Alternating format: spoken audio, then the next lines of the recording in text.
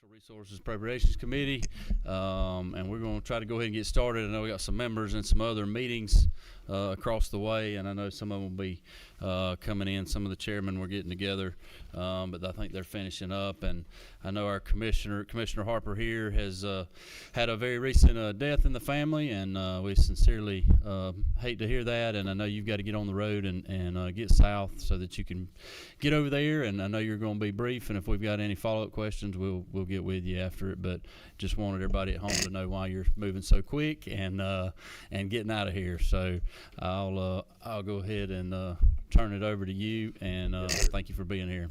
Well, thank you, Mr. Chairman. Thank you for that, and I appreciate. First off, I want to say thank you to your help and the Senate's help in AFY 26. I really appreciate our work together on that and ensuring that our agency had the resources it needs to do its job. So thank you. Just starting off.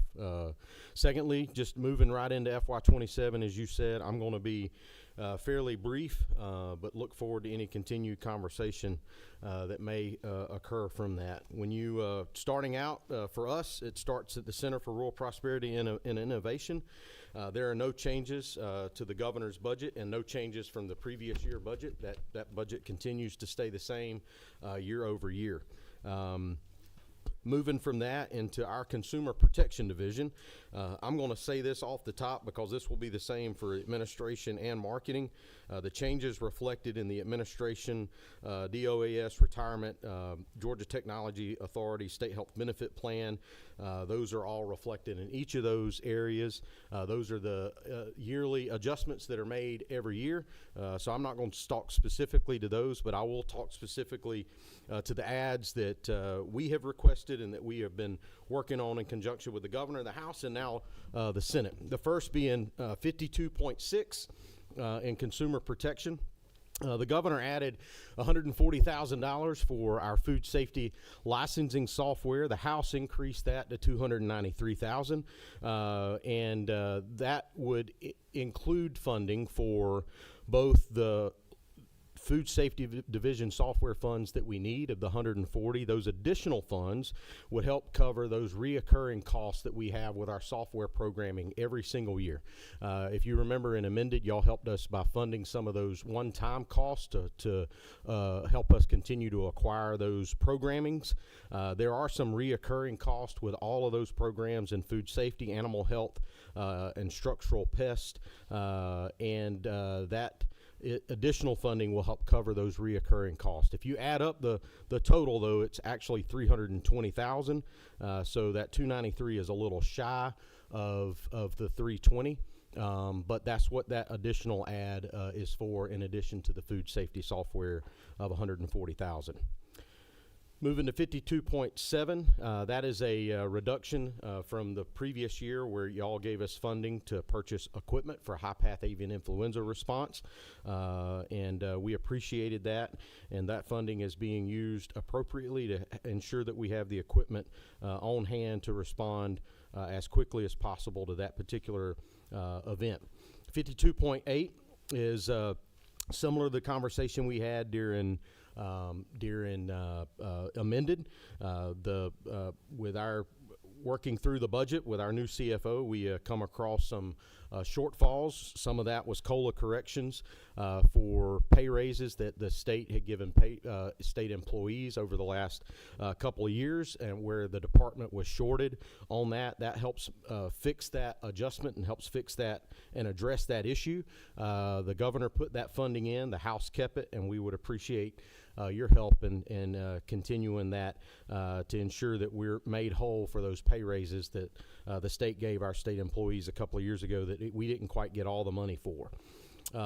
52.9, same as the discussion we had during amended, but this continues to allow us to recruit and retain employees in the department and ensure that we have the funding necessary to have the staffing we need to do the job we do every single day, addressing issues in hiring and allow us to continue to fill positions. The governor put in a little over $1 million. The House bumped that to $2.1 million. We appreciate that additional add from the House because it's going to continue to allow us to help us address the issues we have in our weights and measures division, in our meat inspection programs, among other programs to continue to allow us to do the job that we do, so we're not stifling economic development, as we've had that conversation before, Mr. Chairman. This helps us ensure that we have the people needed to get out and do the job that needs to be done every single day to allow those ag businesses to be successful across the state. 52.1 or 52.10 is increased funding that the House added. It's basically taking that $450 that was put in last year for equipment and emergency response and making it a permanent add to our budget for emergency management. There's a couple of reasons for this. As you know, Mr. Chairman, and we have discussed multiple times, currently, since I've walked in the door, we're responding to a multitude of new threats, and some threats that have been around for a while, but in an increased way, aka high-path avian influenza, but other threats like the yellow-legged hornet, the spotted lanternfly, and now we're already beginning the initial phases of response and what that would look like for the New World screwworm. We've already began some staff training, but we've also started working on what baits we could use if that ever made it to Georgia. As you know, Mr. Chairman, that is a very significant issue to our livestock industry. It's still about 150 miles south of the Texas border, but it's always concerning.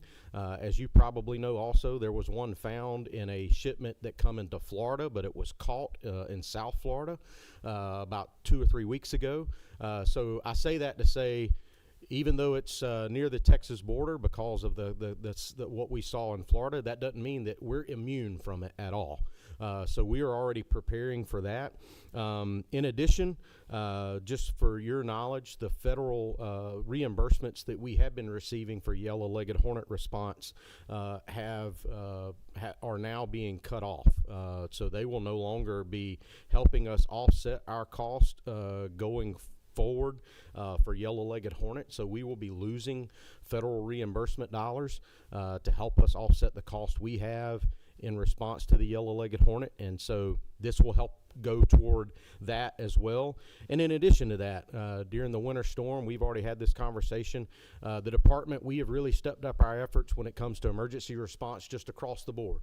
Hurricanes, tornadoes, in addition to HPAI, our work with the Forestry Commission and DNR and our 3-agency partnership is a perfect example of how we can team up together to be more effective and efficient in those responses. And I appreciate my counterparts, Commissioner Rabin and Director Sabo, and that work together. But this funding will help go toward those opportunities and that emergency response capability as well to fill that void that we believe exists, especially when it comes to agricultural related responses, and our team can do that. So that's 52.10. Moving on into our department administration. Again, the first few lines 1 through 3 are more the administrative changes. Starting in 53.4, those were one-time projects that were funded last year that are being eliminated. 53.5, again, it's that COLA adjustment for the shortfall that we saw in funding for those pay raises over the last couple of years to help fix that and bring that in alignment to where it should be. 53.6 is an add by the House for ag projects. Before the question gets asked, Mr. Chairman, I would encourage you to reach out to the House because I'm sure they will be happy to share that information with what that particular project is. But we look forward to working with this General Assembly on ensuring that those things get addressed and the funding is appropriately put where it needs to go. Moving into marketing, our marketing budget, 54.1 through 5, again, are those administrative adjustments and changes. 54.6 is just the true up for the Agricultural Trust Fund. Again, that's the fund that we utilize for both marketing and utilize for maintenance at the farmers markets across the state. And that is the true up for that money. The governor added that in. The House kept that funding. 54.7 is the Georgia Grown Wood Product Program that y'all made the adjustment to in the AFY 26. It's pulling that one-time funding out of the budget, and we appreciate the partnership with Director Sabo and our efforts to highlight Georgia Grown Wood and work to bring Georgia-grown wood processors and opportunities to our state in light of the mill closures over the last couple of years. But that is taking out that one-time funding for that program. But we're continuing that effort to highlight that industry through the funding we received in AFY 26 in partnership with our friends at the Forestry Commission. 54.8 again is the COLA true-up for the salary adjustments or the pay raises over the last couple of years to true us up to where we should be. And lastly, Mr. Chairman, I will speak to the bond package. There are 3 items in the bond package that we have. Those would be 375, 571, 572, and 573. Starting at 571, that is the last year y'all provided the funding for design of the new lab for that we're building or hope to build at Forest Park for our lab here in Atlanta. Again, just briefly, that lab will help us have the space needed to serve as a backup lab to Tifton. We could never do that if we went back into our admin space here on Capitol Hill. But again, as I've said multiple times, I don't think a lab belongs on Capitol Hill. I think it's serving its purpose there would be the best place for it.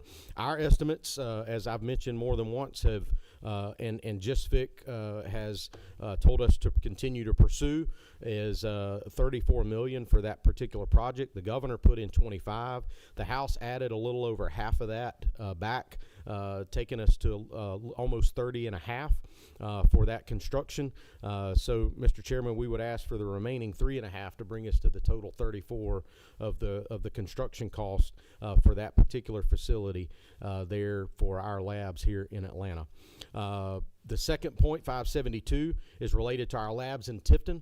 This is the final stage of the recommissioning project that we did over the last couple of years related to significant system upgrades, think HVAC system, generators, all of those things that we needed to upgrade and replace because a lot of that was either outdated or our airflow and positive and negative airflow systems needed to be adjusted. As you know, in labs, those are very important things. HVAC systems in a lab are critical, and so this is that final funding for that, $985,000.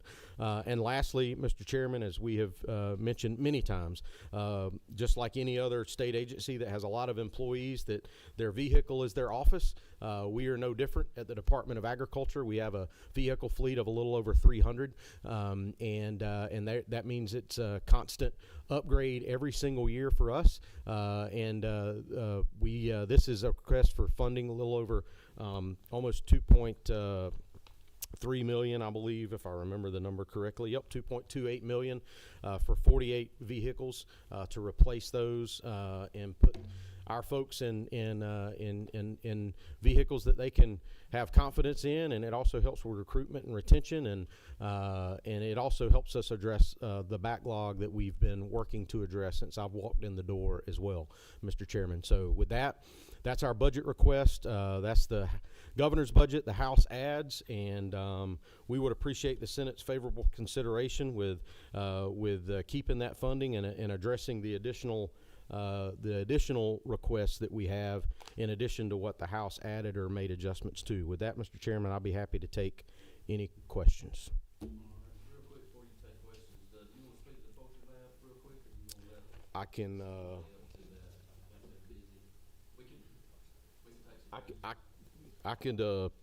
I could speak. Oh, well, let me find it real quick. It's just software, right? Yeah.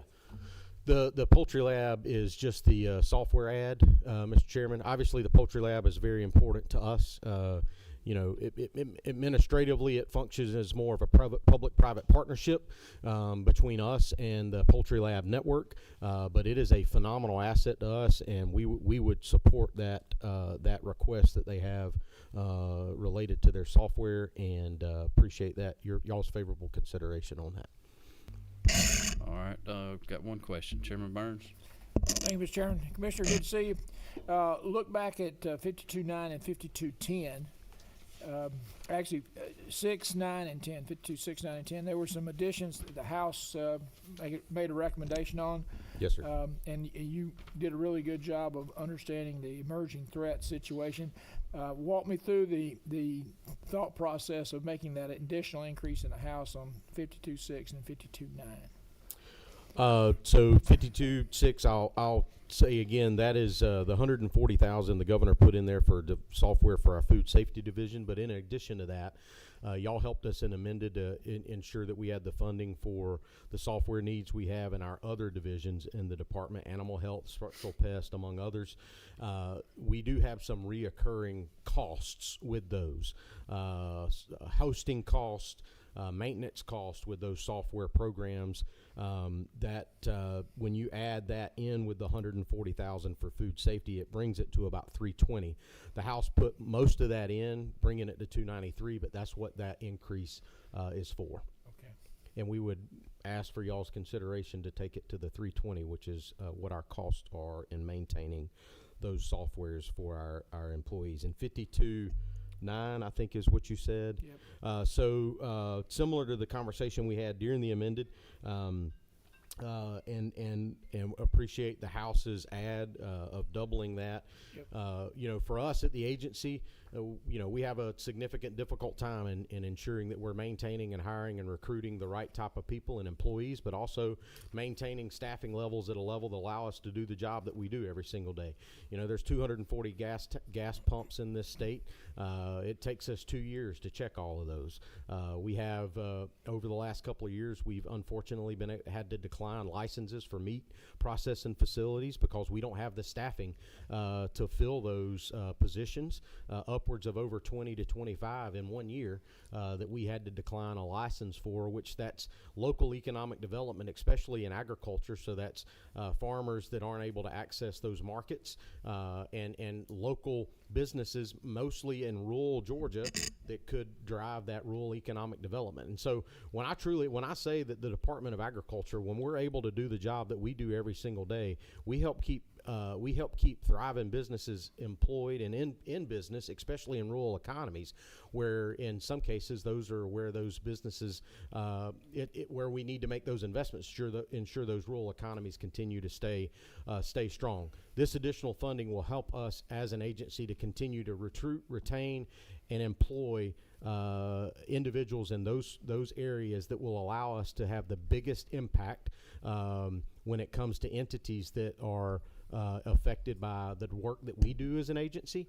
and that ad is definitely moving in that direction. Will allow us to do the job that we do every single day, in employing the people that need to be employed by our agency to help ensure that we're providing that service. A quick follow-up, Mr. Chairman. What's your current vacancy situation at the department? Right now, we are at, hold on, I got it right here. Currently, we have 73 vacancies. So 73. 62 of those are in our are related to our inspector positions. And 62 are directly related to inspections? Yes, sir. How does that compare with a year ago? Making progress, or? We are making progress. So I will say we're significantly addressing this, and y'all have helped us tremendously help us do that, and we're continuing to address that, but it still continues to be an issue for us, and this funding will help go a long way in helping us fill those voids where we need that, address those fundings and allow us to do the job that we do every day. At the same time, we continue to work with our federal partners on the shortfall that we see from them. Unfortunately, that shortfall has increased this year, and I'm having those specific conversations with the appropriate parties on the federal level. Had some of those yesterday. And so offline. Good to see the secretary yes, sir. yesterday. Exactly. So we're working to help address those because those shortfalls, unfortunately, require us to pull funds out of other sections of our budget to backfill that. And pay raises are a perfect example. Anytime there's a pay raise that happens on the state level for any federal funded position, until we get an increase in reimbursement rate from the feds, which really hasn't happened since I walked in the door, we're having to cover all that 100% of the cost of that pay raise internally. And so And so we're having to pull from other programs, which means that there are vacancies that we end up creating through that because we're not able to fund those vacancies because we don't have the funding to do it. But there's a lot that goes into that, Mr. Chairman. I'd be happy to talk to you in more detail offline, but that's the general overview. Very good. Thank you. Got one more. Okay. Shake. Not a question, just a comment. I was glad to see Secretary Rollins yesterday and your update, and I just want to commend you, her comment that how persistent you are trying to get what Georgia deserve and working Yes, for the sir. farmers and stuff. Appreciate it. Thank you. Bob. Well, thank you. It was a good day to have her here for her third visit. I think, as she said yesterday, she's visited Georgia more than Yep. she has any other state, and we're glad that we're on her mind because that helps us in a lot of different ways, not just in funding, but also in issues that the chairman can speak to when it comes to trade and issues related to different areas in agriculture. So it was great to have her here. Yes, sir. Good deal. Thank you. Yeah, it was a good day yesterday, so thank you for coordinating all that and your folks. And just two quick things for me before you slip out, and Yes, you can sir. get with me later. The 450 that's been added, is that going to be enough if you're losing your federal reimbursement money going forward? And then number two, just while we were sitting here, do you still have a lot of employees that have to use their own personal vehicles? We do, Mr. Especially, Chairman. Yep. I think my meat inspector that inspects the facility where we process Yes, drives sir. his own personal vehicle. Yes, sir. We still have a handful of employees or a number of employees that still drive their personal vehicles. And I'll be honest with you, Mr. Chairman, that is a liability risk for the state. It's actually an issue we've run into where it's created problems for us as an agency on more than one occasion. I'm not going to speak to that in a public setting. I can talk to you offline about Okay. what those Yeah. issues have been in the past. But that is a concern of ours. This replacement request for 48 vehicles will not address that. That is definitely something we could have deeper conversation about, and we can get you an answer on the 450 related to the loss of federal funding on that as well. Okay, I've instigated another question. I'm sorry. Chairman Anderson. Commissioner, how many do use that private? I would have to get you back He's gonna an get answer with on that, Mr. Chairman, but we have a number of employees that use their personal vehicles for the work that they do for us. And primarily, there's a couple of different reasons why. Some of it is because maybe those employees might not meet the standard that is required by DOAS for them to have a state vehicle. But at the same time, we shouldn't have employees that are going out doing a state-related inspection job in their private vehicle. I think it creates a lot of issues in the field for us, and I think it creates liability issues for the state when it comes to insurance. But we can work on. We can get you an exact number. I don't have it right off the top of my head, but I do know we have a handful or a good number of those employees that would fit in that category. Do they turn in mileage or anything? To They the do department? turn in mileage, yes, sir. So we do reimburse them for mileage whenever they are working for us. But yes, sir.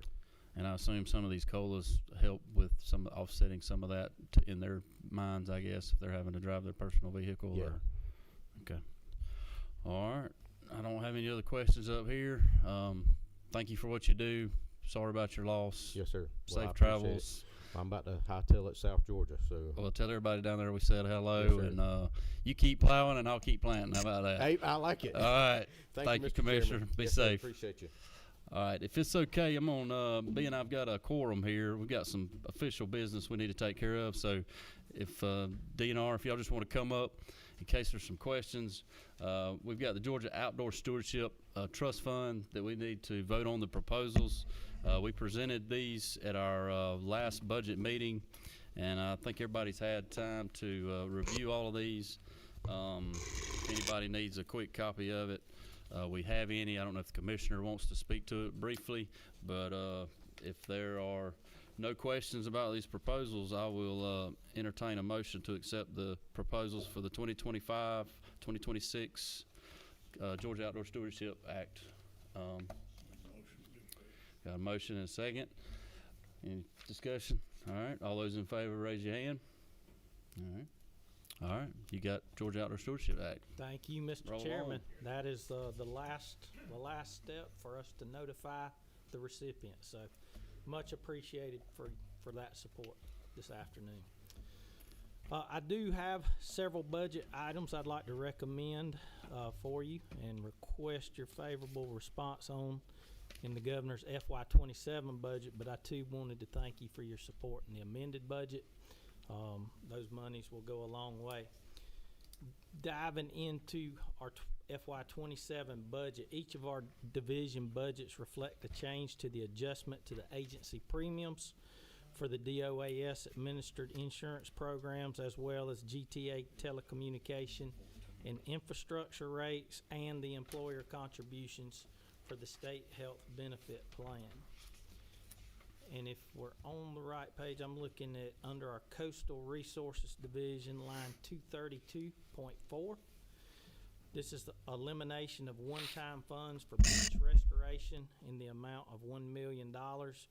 These were pass-through funds that were in our 26 budget.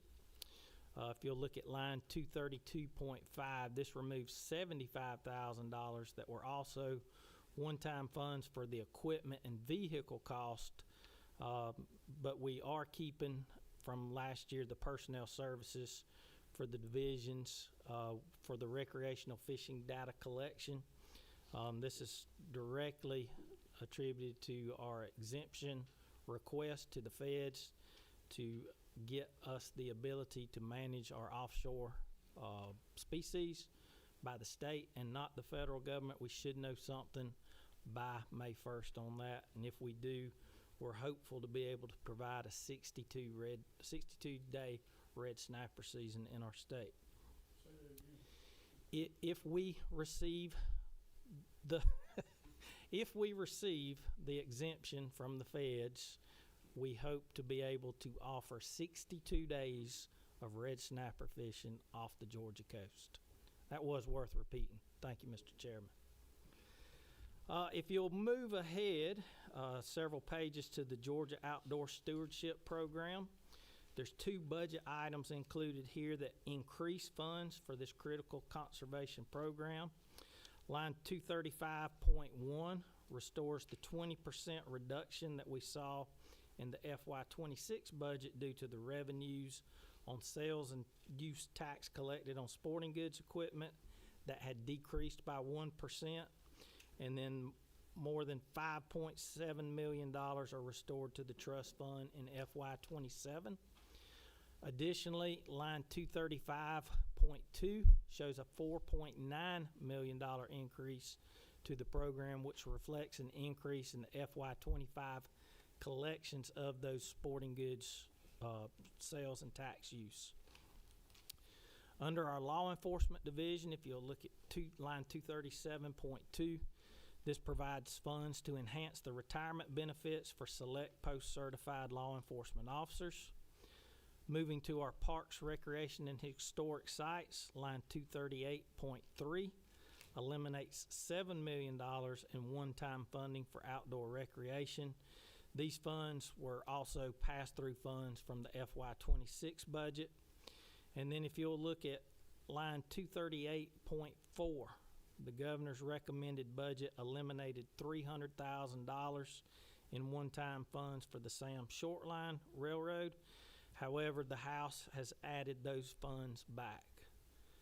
Line 238.5 increases funds for outdoor recreation by over $2.6 million. These funds were added by the House, as was $650,000 for historic preservation that you see on line 238.6. And I too can head off the question if you would like. That was pretty smooth by our agricultural commissioner, the way he did that.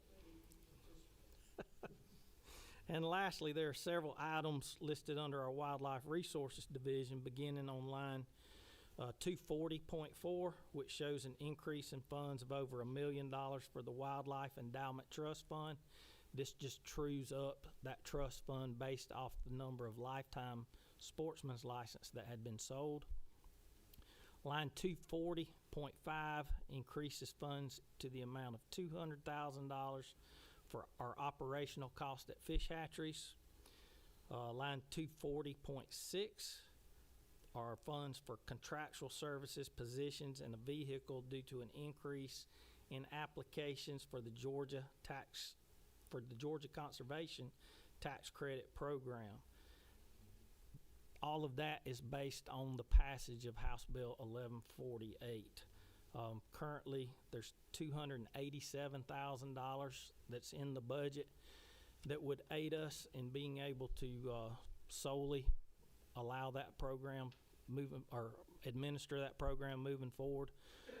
The total need for that is around $500,000. And then finally, on line 240.7, this increases funds for a public-private feral hog management pilot program in the amount of $500,000. I know that many of you are hearing from your farmers and your landowners about the destruction from the feral hog. The program that was implemented last year accounts for over 5,000, actually 5,210 hogs that have been removed from the landscape. If you add that to what the Feral Hog Task Force did with our partner agencies in there, you're looking at 8,000 hogs removed from that program.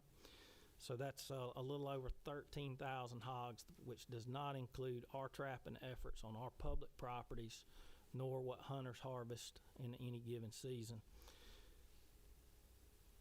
We're doing something, we're moving the needle, but we would probably estimate around 600,000 hogs in the state of Georgia. So more can be done for sure. And then I'll end my presentation with a few FY27 bond-funded projects for DNR. The first item provides $4.94 million to fund replacement vehicles and emergency equipment. Of these funds, $1.25 million will go to the Environmental Protection Division. I think you'll hear from Director Cowan in just a few minutes. And then the remaining $3.69 million would be used in our other 4 divisions for vehicles and for aerial ignition drones to aid us be more efficient in putting fire on our landscape. And then the second item provides $16.91 million to fund facility major improvements and renovations at our DNR statewide facilities. $1.25 million of those dollars would go to EPD, with the remaining $15.66 million coming to DNR to be used in our other 4 divisions as well. So with that, Mr. Chairman, that concludes my presentation. I'm happy to answer any questions. I don't see any lights right now, but I know you talked about the hog stuff, but could you maybe just high level on what the public-private partnership might look like and what we're actually getting for those funds? So technologies, software platforms are evolving every day. We routinely meet with our sister states around, and there's some technology out there that has greatly aided Florida with their python problem in South Florida. We would like to try to see if some of that type of technology would aid us in locating and removing feral hogs from our landscapes. Python, that's got to be hard to find. I'd rather catch a python than 600,000 hogs.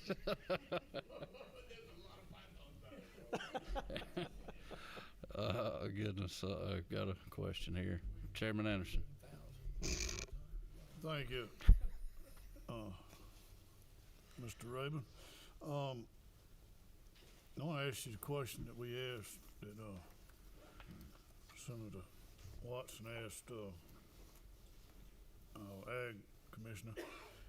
Is any of our employees having to, in your department, having to use their own private vehicle? We not for their daily duties and work. We do have some fleet vehicles where a lot of our employees drive to a central location or an office or something, a regional office, and they get into a fleet vehicle. We have a number of assigned vehicles, as he mentioned, those that qualify to have an assigned vehicle, such as our law enforcement officers, have take-home vehicles. But no, in routine daily business, we do not have anybody working out of their personal vehicle. Good. All right. Thank you. Chairman Burns.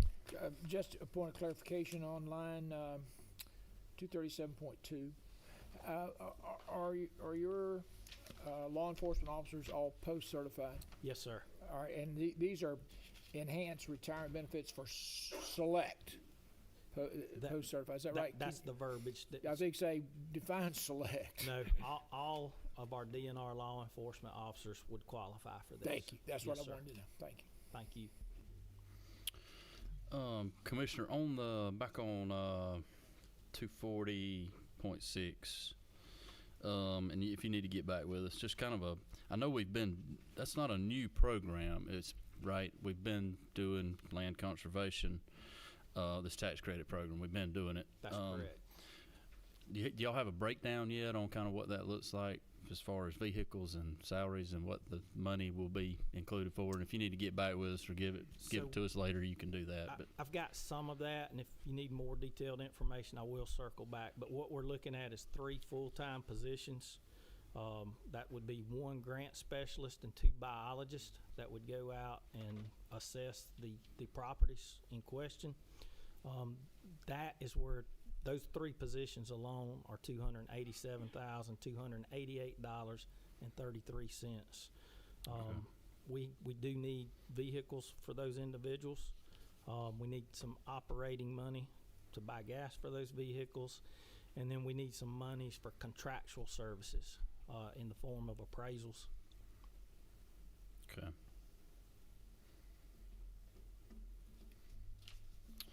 Alrighty.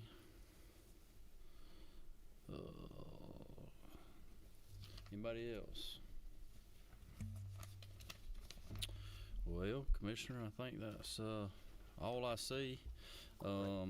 Appreciate you being here. Please let everybody at GOSA know they've got their projects and I'll they can. assure you they're watching us right now and are moving forward. Thank you for your support with GOSA.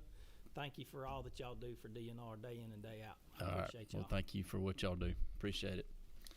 All right, let's jump back in order. Mitch, come on down. Thank you for letting us do that where we could get that GOSA project out. They wanted to get that done, so come on down. Thank you. I've been sitting there saying I'm on these things trying to figure out how to do it. While she's doing that, thank you, Mr. Chairman, members of the committee, for the opportunity to get in front of you this afternoon. Soil and Water's budget can be found on page 7 of your tracking document. I believe it's down there towards the bottom. Line items 57.1 through 57.3 are just general statewide adjustments, so I won't take any time to discuss those. But as we get to some house adjustments on 57.4 on down to 57.6 to finish it up, I'll spend a brief moment discussing those. So the first house adjustment is a little shy of $220,000 for additional plan review positions. This is simply so we can manage the amount of plans that we have to review and do that in a timely, efficient manner. We're reviewing over 4,200 plans on average a year, with currently 8 people assigned to that task. And then, of course, we're having to bring management of that department in to help us keep caught up, and other personnel taking them away from their true assigned task. Over this fiscal year, we've averaged a 24-day turnaround on those plan reviews. Since the beginning of the calendar year, so since about January 1, we're really pushing our 35-day allotted time to get those plan reviews done. So these 3 positions will help us speed the turnaround on those plans, help everybody else in the agency get back to work for where we need them as well. An example of that is just yesterday we hosted our biggest outreach event for erosion and sediment control yesterday at the Continuing Ed Center in Athens. We have over 300 people attend that are in some form of that industry. We have over 40 vendors there to highlight and showcase their best management practice products. But it takes all 8 people that we have in that department to help host and hold that together. So that was a full day of plan review that we just lost. So these positions would help us put in a situation where we could still do our outreach, visit more sites, be more helpful to our local governments and their erosion and sediment control program, and still get plans reviewed in a timely manner. And talking to some developers, their cost of just covering interest per day can sometimes be thousands of dollars. So if we're able to cut their wait time from 24 to say 14, 17 days, just the cost savings on the building in there is tremendous. Moving on to 57.5, kind of plays hand in hand with the one I just spoke on, but that $57,000 there is for retention of our current plan reviewers. That'll just simply go into the form of a raise for our current staff members. Believe I've mentioned to the committee before, since FY23, we have over 140% turnover rate. We're averaging keeping those folks 18 months. It takes us 4 to 6 months to get them trained, and then so we really have about a full year of work out of them, and then they're hitting the door to the private sector. So the addition of staff and the retention there will greatly benefit the program and the agency as a whole. Appreciate your consideration on that. Moving on. Before you move on from there, while we're there, so is there any legislation that says you have to do it in a certain amount of time? Are you bound to rules by statute on any? Yes, sir. The current ENS Act gives us 35 days. Okay. To review that plan. And like I mentioned earlier, we're at 34, 35 right now due to some. And then you got developers that are screaming at you. I don't even have to ask staff where we're at on turnaround. My emails and phone calls will let me know where we're at, and they start calling me. But yes, sir. All right, and and they're not able to do anything till they get your approval. That's correct. And the plan approved. And a lot of times we're their last step to be able to start moving that dirt and getting to work. Okay. All right. Well, I know we've seen this request before, so I just wanted to Yes, sir. try to put a little more emphasis on it, maybe, so where we can better understand the need. Sure. So, thank you for that. Okay, go on. Thank you, Mr. Chairman. 57.6 is our last house adjustment, and that's $407,500 for a feral hog eradication program. Our soil and water districts, along with their membership association, have eradicated over 31,000 hogs since they have started a program a couple years ago. I believe they were able to receive a small state funding as a pilot program to kick that off, and then everything else has been relied on through NRCS. They currently handle that in 3 shapes. One is the districts. They will provide a trap to a local soil and water conservation district. The district is in charge of that. The second way is a trap rental program, where a conservation district will own the traps themselves and rent out the trap, where a landowner, ag producer can go rent the trap for a certain amount of time from the district to eradicate the hogs on their own.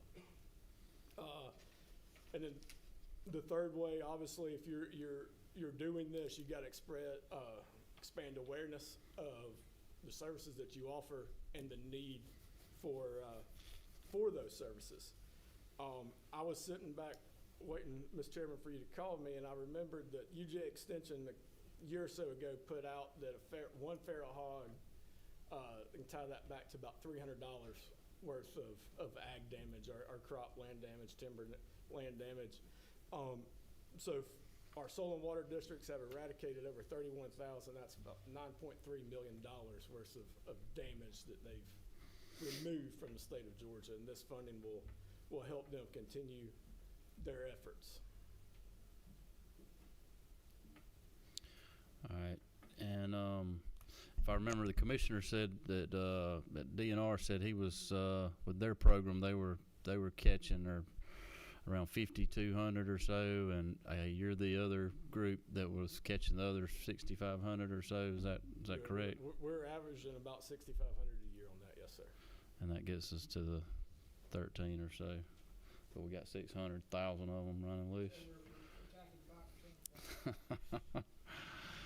telling how many was born last night. Yeah. And the traps that you've been using, are those the traps that the state funded from 2017, or have they been The traps we're currently using are in the NRC. program? Are they that old? Or Some of them are. Some of them still remain. But the problem with some of these traps is, you're capturing a whole big group of feral hogs in there. So over time, they can get pretty beat up as they're holding those hogs. So the majority now would be federal funded traps that we Gotcha, have okay. out on the ground. okay. All right, Chairman Anderson. Real quick question, with your program with feral hogs, y'all do on private property That's correct. Yes, sir. also? Okay. Yes, sir. Okay. Thank you. All right, any further questions? All right, I don't see any. I guess go back and keep trying to figure out how we can develop land and kill hogs. So We'll keep on working. All Thank you, Mr. right. Chairman. thank you. Oh, Forestry Commission. Johnny, come on down.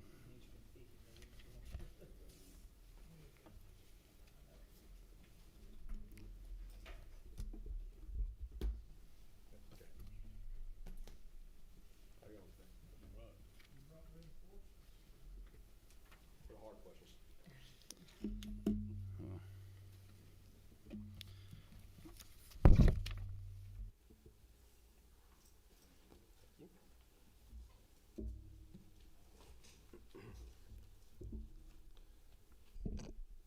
While Caroline's passing those out, good afternoon. I think some of y'all may know Michelle Gray, our CFO, but if not, Michelle's here, like I said earlier, for the hard questions. So, thought I'd do a quick update, if that's okay, before we things that have occurred since last time I've got to be in front of this group. Before we get into the budget, some of the things here at the Capitol. One, prescribed fire awareness. I know there's a lot of talk about prescribed fire this year with House Bill 983, but we were able to sign a proclamation in the ceremonial room, and you see the guy there in the center holding the proclamation. I'll tell you what, I've never walked around the Capitol with somebody that's more famous than that. That was a pretty interesting deal. On the top right-hand side, Roger Todd, one of our chief rangers out of Charlton County, he was recognized in the House last year right after session. I think it was April 15th.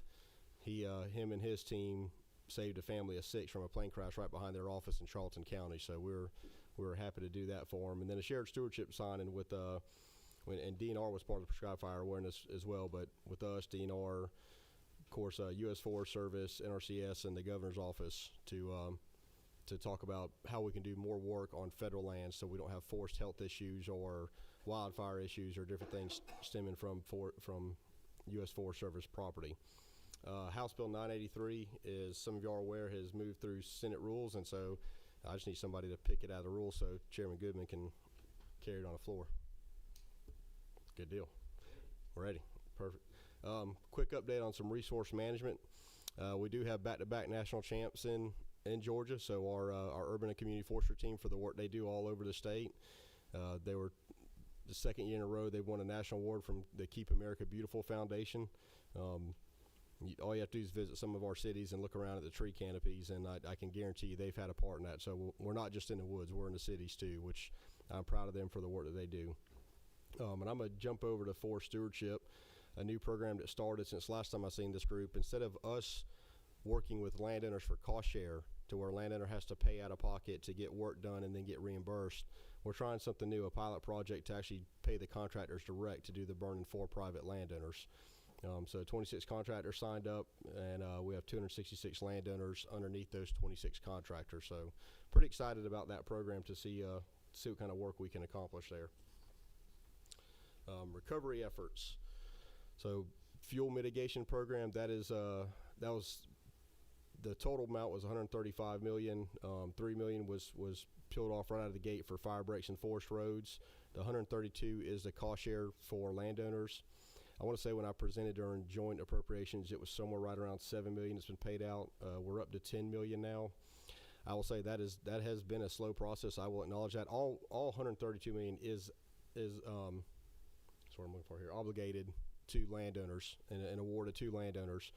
Actually, I had one call me yesterday and finally got his stuff in order, and I asked him if he minded sharing with me, you know, why this took so long, and if he did it himself or if it was he got a contractor, and he had a contractor. He said I finally was able to get a contractor to my property.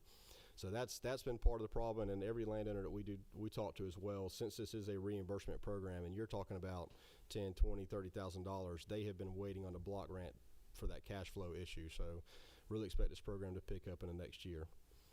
Fire breaks and forest roads. This is really this is not our total statewide. This is just in the Helene impact area. 2.2 million spent so far, and over 4,100 miles of fire breaks and forest roads, and that has been critical to our success when it comes to some of this wildfire response. So thank you for that funding and really being proactive.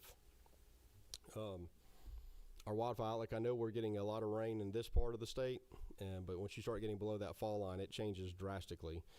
So just kind of want to show you what the outlook is. We're halfway through March. April and May do not appear to be any better. One thing I will say is probably the only part of the country that truly has equipment like we do that can fight fire in the conditions we fight them in is Florida, and I don't expect to be able to get too much help from them, seeing as what they're facing as well. Last 7 days, from Monday through last Sunday, we've had 211 fires for over 2,000 acres, and yesterday alone we had 41 fires for 700 acres. Most of it is in South Georgia. So, kind of wanted to show y'all real quick what we're seeing. So here's one about a week and a half ago in Bleckley County, out of a tractor, just to see what the fuels are doing. And one of the reasons I want to show this is because we are a pro burn state. I'm a pro prescribed fire person, but at some point, if you got burning to do, I'd say get it done early. And so the second video is in Montgomery County. That was really heavy blowdown, and you can see the way it's consuming the fuels, even with the amount of rain it feels like we're getting. We're in a true deficit when it comes to the amount of rain. So just, yeah, it's still shaping up for a very long spring. Sorry. Moving on to the budget. Unless you want me to, I wasn't planning on discussing Georgia at Work, the GTA billing, premium adjustments, or state health benefits, although we do certainly appreciate that, and I am happy to address it if you'd like me to. It's going to stick more specifically with I guess forestry specific budget. So starting on page 9, line 167.5, that's $148,000 in pass-through funding for Talbot County. What is not on here was added by the House on page 9, line 167.6, and it says 30,000 funds to promote forestry. My understanding is that is pass-through funding for Southern Forest World down there out of Waycross to help promote forestry and promote that facility. Southern Forest World. Did I get that right? Okay, yeah. There you go. It's sorry, go ahead. Southern Forest World is basically a museum dedicated to the history of forestry that happens to be in Waycross. Not only, the turpentine industry, but the modern day forestry industry is what it is. And there was a long-standing appropriation that was there for years and years and years of $25,000 and a year, I believe, is what it was for years. And then I think back in 08 or 09 when we had the Great Recession, I think that funding was stopped, and so that Forestry Museum has been trying to get it back ever since, and that's what it is. Thank you for that. Mm-hmm. Yes, sir. Yeah.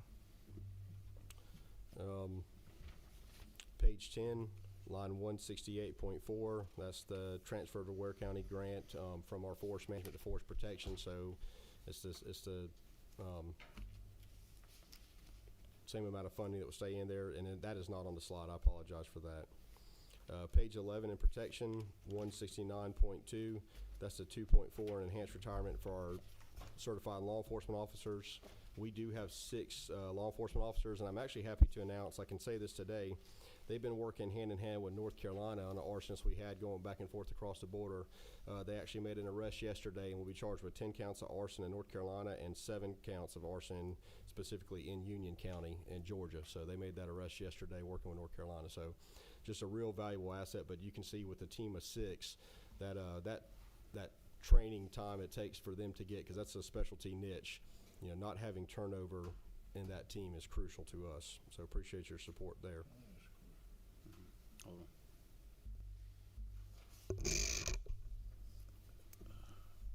Johnny, could you tell us, you say 6 in Georgia? 7 in 7. Georgia. So we have 6 officers, but 7 counts of arson in Georgia. Could you give us the age of them, average age of them 7 people? Oh, no. So the one person lit 7 fires. Oh, 7, one person. Yeah, did. yeah. They were charged with, that one person was charged with 10 in North Carolina and 7 in Georgia. Okay, one person. One person. Okay. Yes, sir. Keep going. Okay. Yes, sir. Thank you. Line 160, still on page 11, line 169.4. That's to use existing funds of 1.01 million in operating funds, moving it from our equipment replacement just to help support our suppression costs. Also not on the slide, but same page, 169.4, transfer for the Ware County grant from Forest Management. That's that 60,000. And then also not on the slide was a house ad, 169.6, 2.1, to promote retention. What I will say about that is, you know, anytime we can receive funds to help ensure that we have adequate and consistent response coverage in our job is extremely important. It allows us to address, you know, factors that might impact firefighting retention and staffing. And as y'all are aware, retention and staffing, when it comes to a specialized job like that, I mean, it's a year and a half, sometimes 2 years before somebody's really trained to where they can go fight fire and do their job. I will say our Forest Ranger job class continues to be our highest turnover. I hate for Mitch what he's, you know, the turnover he's facing, so it's not quite that bad, but we're running about 9% in our wildland firefighters for turnover, and that's our highest job class for turnover. So, you know, looking to kind of promote that retention in there and keep our wildland firefighters. And the last one, until we get into capital, is line 169.5, 428,000 in operational funds for new fire suppression, or for the new fire suppression helicopter, which has been doing a lot of work. It's dumped, I had it on one of my notes here. Let's see, almost 20,000 gallons has been dropped out of that helicopter so far, and we just put that thing to work, I think, since last time we've seen y'all, so it has been an outstanding resource. Thank you for that one. In capital, 1.75 for light-duty vehicles, and those light-duty vehicles are everything from our engines, some call them a brush truck, to trailers that the tractors go on, supervisor vehicles, and to address the question that's been asked, we don't have anybody driving personal vehicles unless it's to an office and then specifically there in Macon. And when I say we have a fleet, I think we have 2 vehicles that they borrow to go when they need to, but everybody else is so specialized what they do from a firefighting perspective. It is a state vehicle. 1.68 million for major maintenance and repair. Once again, a lot of the work that we do ourselves. And then the 1.075 for new construction, that's the truck shed and crew room in Coffee County that was damaged by Helene. And that is something, again, we intend to do if the funds will allow us to do with mass timber. So we're working with an architect on that one now to get something designed for a truck shed and crew room. And with that, I appreciate it, and I'm happy to take any questions. All right, we've got a few here. Chairman Burns. Thank you, Mr. Chairman. Thank you, Commissioner. Appreciate you being here. Yes, sir. I'm going to go back to 169.6 and just flesh out a bit. I'm glad to hear turnover is 9%. Okay, I appreciate that. Do you know what the national average is on turnover? Is that good, bad, indifferent? How would you? National average for wildland firefighters? I do not know, but I'm happy to get you that number. I think so. I just don't know where we fit in that. Yep. Let me compare it to some of my neighboring All states. right. That might be a more fair might be helpful. comparison, because I know, Like North Carolina, South Carolina, yes, sir. Florida. Yep. I will do that. I will get with my counterparts and find that out. Again, 9 is not perfect by any stretch of imagination. I just don't know how it fits within Yes, your industry. Second thing is, you have any vacancies? What's your staffing right now, and how effective are you in recruiting? Recruiting's been going pretty well. You know, on the flip side of that, our foresters were at 0% turnover. We haven't had any vacancy for a forester in quite some time. So our forest management chief and trickling on down, they do a really good job working with our foresters. So our resource professional vacancies have been few and far between, which that's outstanding. I hate to even say that out loud. You know, but a lot of our vacancies, other than that wildland firefighting class, comes just from retirement. It's all over the board. We have one coming up in admin soon, and it varies greatly. All right, thank you. Yes, sir. Senator Burns, while I got you, I will say I forgot to mention. So we will be in the Senate on March 19th. On March 19th, Yep, we're going to looking forward recognize to. our firefighters in the Senate on March 19th. Yep, we got a firefighter of the year, forester of the year, and a couple county units. And Senator Burns, his district, he had 2 winners within his district, so he was gracious enough to sponsor a resolution for us. Hey. So, Good deal. Thank you. yes, sir. Chairman Goodman, did you have a question or comment, or Well, just ask is, I got a text. hit your microphone there? I got a text this morning from a fellow farmer that doesn't live too far away from me, and wanted to know how we were doing because they said that, is there a fire going on close to my house that you know of? The odds are probably high, but not off the top of my head. But I'll find out and shoot you a text. Okay. I will. Yeah. Yeah. I mean, you know you're dry down there, so we've been running a bunch. I Yes, do. sir. I just asked one more question. What are we going to do if how do y'all work in terms of if the swamp catches on fire, and all of a sudden is that money going to be? You know, obviously you're going to have a lot more cost incurred. Correct. If we look at something like 07 or 17, is that coming through the governor's discretionary fund, or how does that work? From the state side, I'm not honest. That might be a good Michelle question, but I will say if it's a federal fire, we can charge them back for reimbursement, and they're usually pretty quick to reimburse us. We are working with them proactively right now. We're widening lines all the way around it. We always maintain what we call swamp edge break, a pretty wide line all the way around the swamp, but we're making it even wider in certain spots now, and being really proactive, meeting with them, their leadership, because the Department of Interior is going through some changes nationally with their wildland fire and how they're doing. And then also meeting with some of our other southern counterparts, their teams, and bringing them in and kind of showing them what we have. And I'll tell you this, I got a phone call today from some of the leadership at Toledo, and they were just very excited and happy with the conversations being had. So, yeah. Yes, sir. Chairman Anderson. Could you let us know about the seedlings? I know all of us know that a lot of people now are just planting back 400 trees out there instead of 600. So, I mean, are we seeing a decrease in demand for seedlings? We are to agree. I'm going to say that's a multitude of factors, everything from the storm and the amount of land that's been site prepped and cleaned up and ready to plant. In addition to the mill closures, people are kind of hesitant, waiting and seeing. University of Georgia, Warren L. School did a really good job of doing some outreach programs and then specifically training our foresters so we can work with landowners. There is a threshold if you want to do the controlled mass pollinated seedlings, which are at a much higher cost and maybe plant around 400 to 450 to an acre. You may be able to get them to a chip and saw a little bit quicker and still have a good straight tree that you can take the saw logs. But at the end of the day, there still isn't a great substitution for planting them a little bit thicker and then thinning everything out. And so what we've been doing was looking at some of our counterpart states that lost markets a while ago, like a Arkansas or a Mississippi, and then seeking federal funding to help landowners with what we'll call pre-commercial thinning. So plant them a little bit thicker before they get too thick to where you need heavy machinery. They can go in there with a weed whacker with a chainsaw on it and kind of thin them out that way. There's not a great answer, but to your point, the seedling sales, I'd say it's a little bit slower, but it was a little bit higher than I anticipated too, specifically even for our nursery, the state nursery. I can't tell you what's happening at like a Arborgen or IFCO. I'm not real sure right now.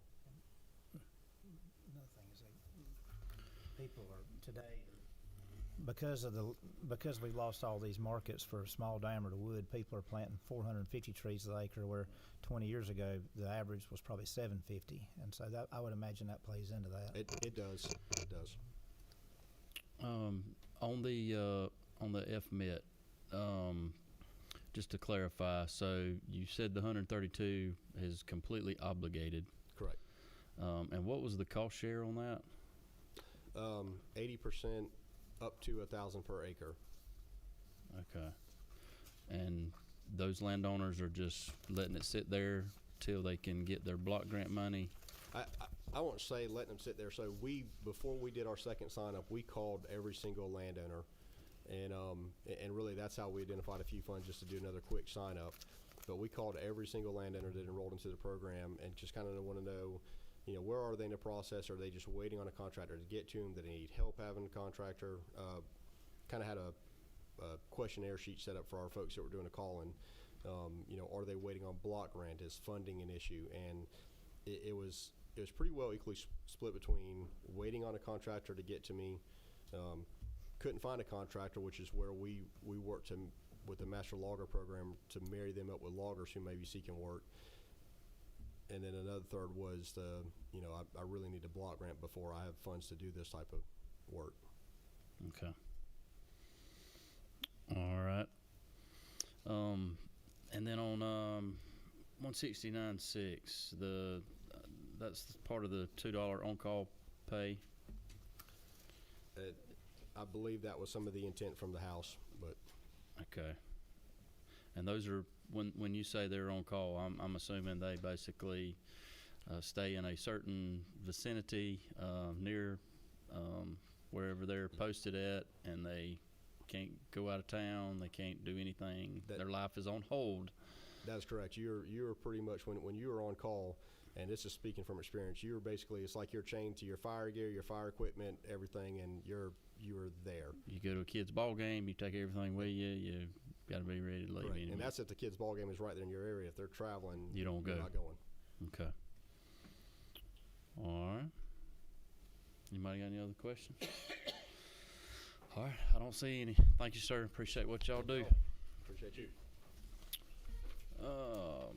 Next up, EPD. We skipped over you, Director. Sorry about that. I had a quorum. I wanted to hold on to them. Forgot about you. Thank you, Mr. Chairman, members of the committee. I'm Jeff Cowan, Director of the Environmental Protection Division, and I appreciate the opportunity to speak with you all about our EPD's budget request. Starting on page 17 of 31, line 234, the statewide adjustment of increase of $76,000 on agency premiums for DOAS insurance. Line 234.2 is a statewide adjustment, a reduction of $8,600 in telecommunications with GTA. Then there's a line 234.3. There's a statewide adjustment, reduction of $1.1 million to reflect a reduction in employer contribution rate for the state health benefit plan. Then on line 234.4, there's a House add of $1 million to support EPD's air emission program operation. This program performs permitting compliance and air quality activities. While we do collect fee revenue from regulated facilities to support program operations, we had a projected fiscal shortfall beginning in fiscal year 28 due to declining revenue from facilities such as the timber facilities, the box facilities closing. With the $1 million addition in AFY 26, which we appreciate, and this addition, EPD should be able to continue operating the program and providing valuable services to businesses and the citizens of the state through fiscal year 31 without increasing fees.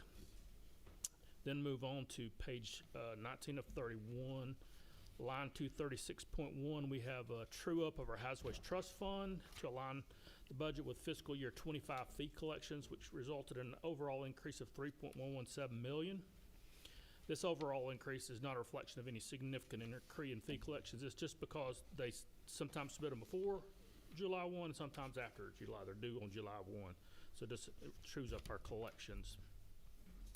Same thing on line 239.1 on our solid waste trust fund.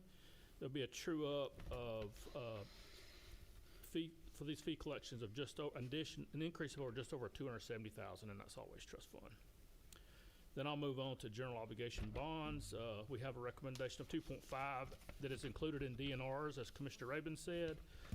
On line 375.611, we have approximately 1.1 million of this line item to purchase or replace EPD vehicles and equipment, including 80,000 to replace one aging air monitoring shelter at United Avenue Monitoring Site in Atlanta. This is one of our 34 shelters that does ambient air monitoring across the state.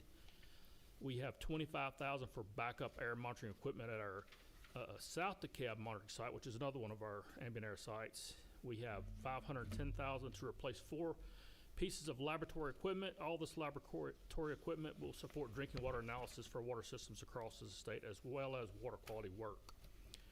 And we have 565,000 to purchase 12 vehicles that are eligible for replacement based on DOS's replacement methodology.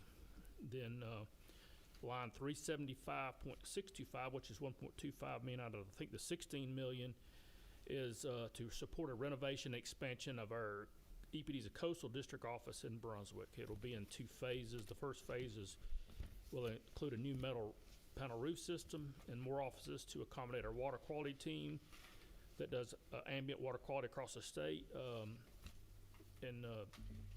This work is costly, and we're going to get it done in 2 phases. The second phase will be to focus on a shelter boat storage in the parking lot as well. Mr. Chairman, that's all I have today, and I appreciate your time, and I'll be happy to answer any questions. Anybody got any questions?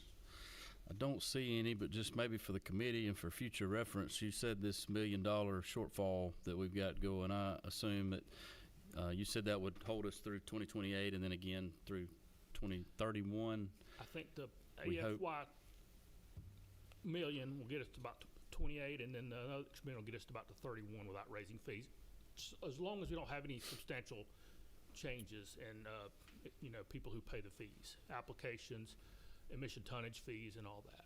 Okay. It's a very fluid number, but we're trying to project out, knowing what we're bringing on board, like a new combined cycles and electric power generation and all that are not, they're in our permitting process. So we're trying to factor all that in, but it's a fluid. If another mill closes, that could be another reduction in fees as well. So we either got to have more economic development on the manufacturing side, or we've got to possibly find other sources of income statewide to help mitigate that, or keep putting it in the budget. Yes, sir. To make up the Yes, costs. sir. And also with the economic development, we want to be very efficient in trying to get those permits done. So that's why we want to keep the people in place and moving along with these fees funding. Yes, sir. Okay. And I guess while I got you, I know Director Sabo talked about the drought. You want to just maybe touch on that? I'm nervous about asking you that question, but I know you deal with some of that, and just so we get maybe an update on that, just so they know. Absolutely. As he showed, where the more fires, that's the drought areas. We more work. We got an extreme and exceptional drought through most of the states, and it keeps getting more so, especially below the fall line. We're hopeful for rain each week, so there's less irrigating, which won't further degrade the aquifer and the streams. I'm hopeful that we had one about a little over a week ago down that area, and we're hopeful for some more tomorrow night. I believe it seems like it's going to come across, and it's talking about 1 to 2 inches on our Alabama border, and I hope it continues on down into y'all's areas and comes across the state. But we do need some water to replace the aquifer and the flowing streams down there. Yes, sir. Yep. Okay. Thank you. Well, that didn't instigate any questions, so you're good and you're free to go. So thank you, Director, Thank you, for Mr. what Chairman. you do. Appreciate it. They're scared. Hey. All right. Next up, Georgia Tech. Doug. Welcome.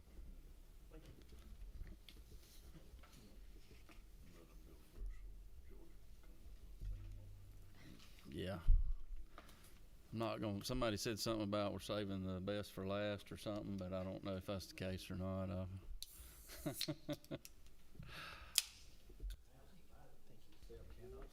There you go.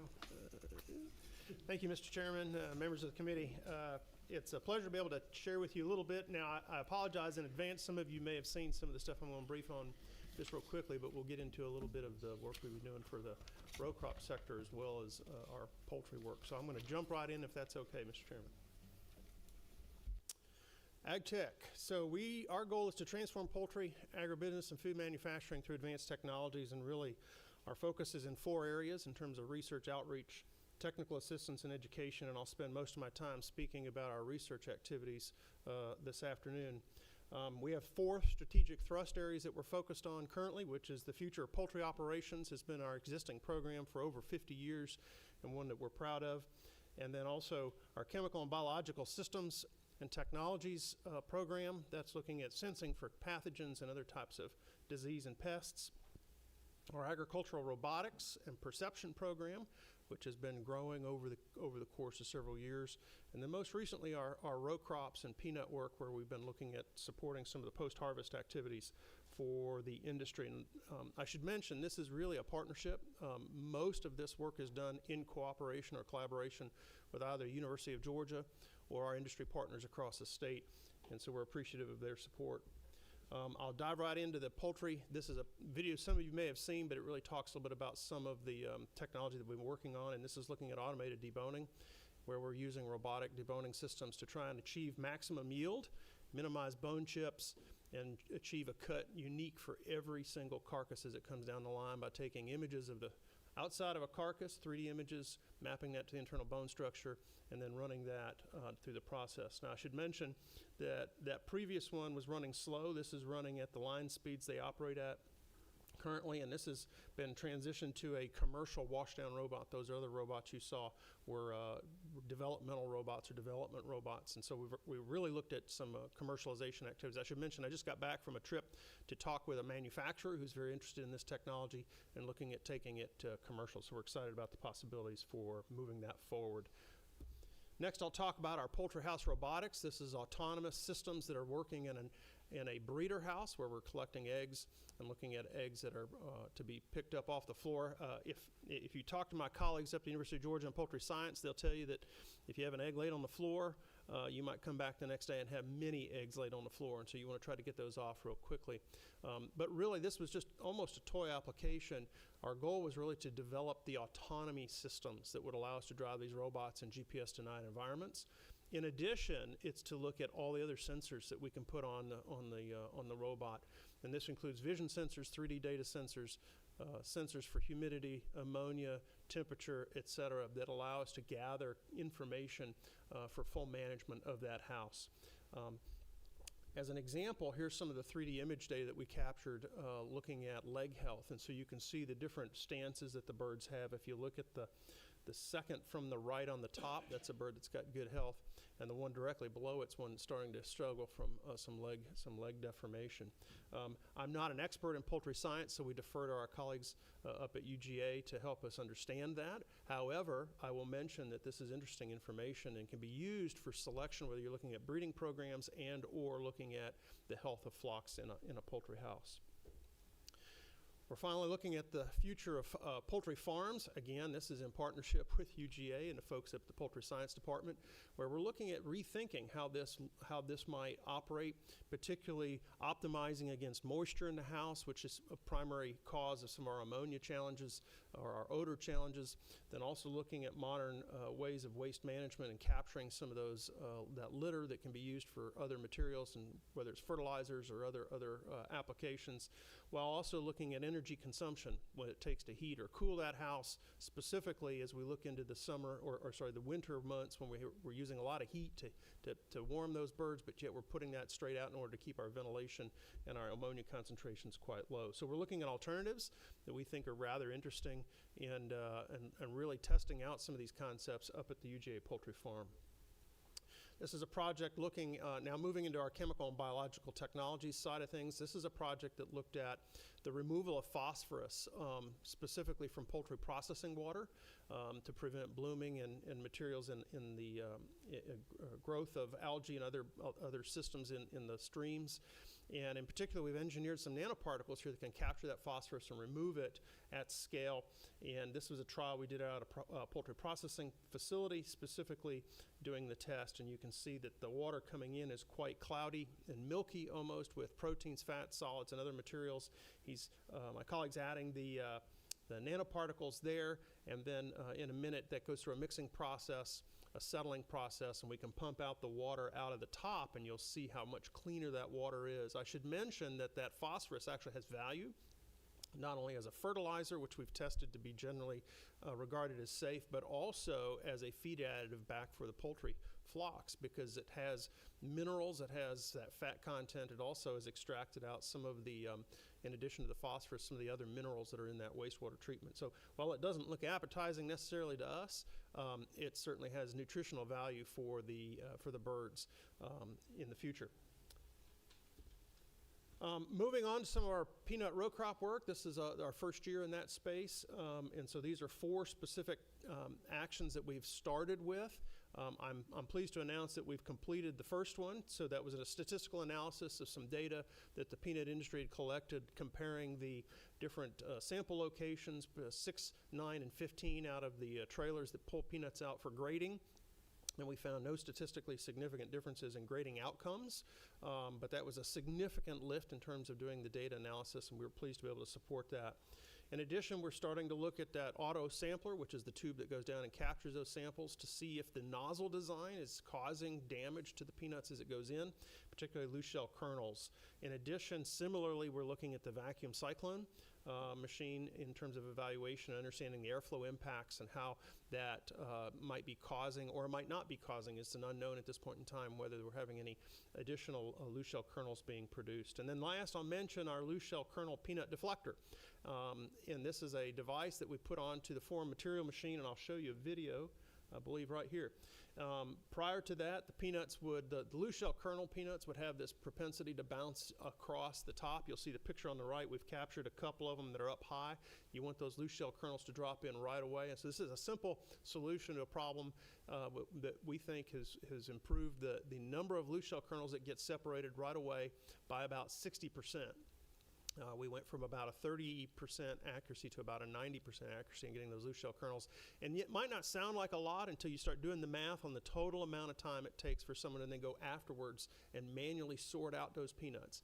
And so if we can improve that efficiency even by a minute in this step, it's significant over the total number of samples that they collect and sort and grade over the course of a day. So we were excited. We just delivered 20 of these to the Georgia FSIS and the Peanut Commission for test and evaluation, and if they find that it's acceptable or give us feedback on design tweaks, we'll make those design and modifications and then get those deployed out in time for the next harvest season, which we hope will provide a little bit more throughput and efficiency at the buying points.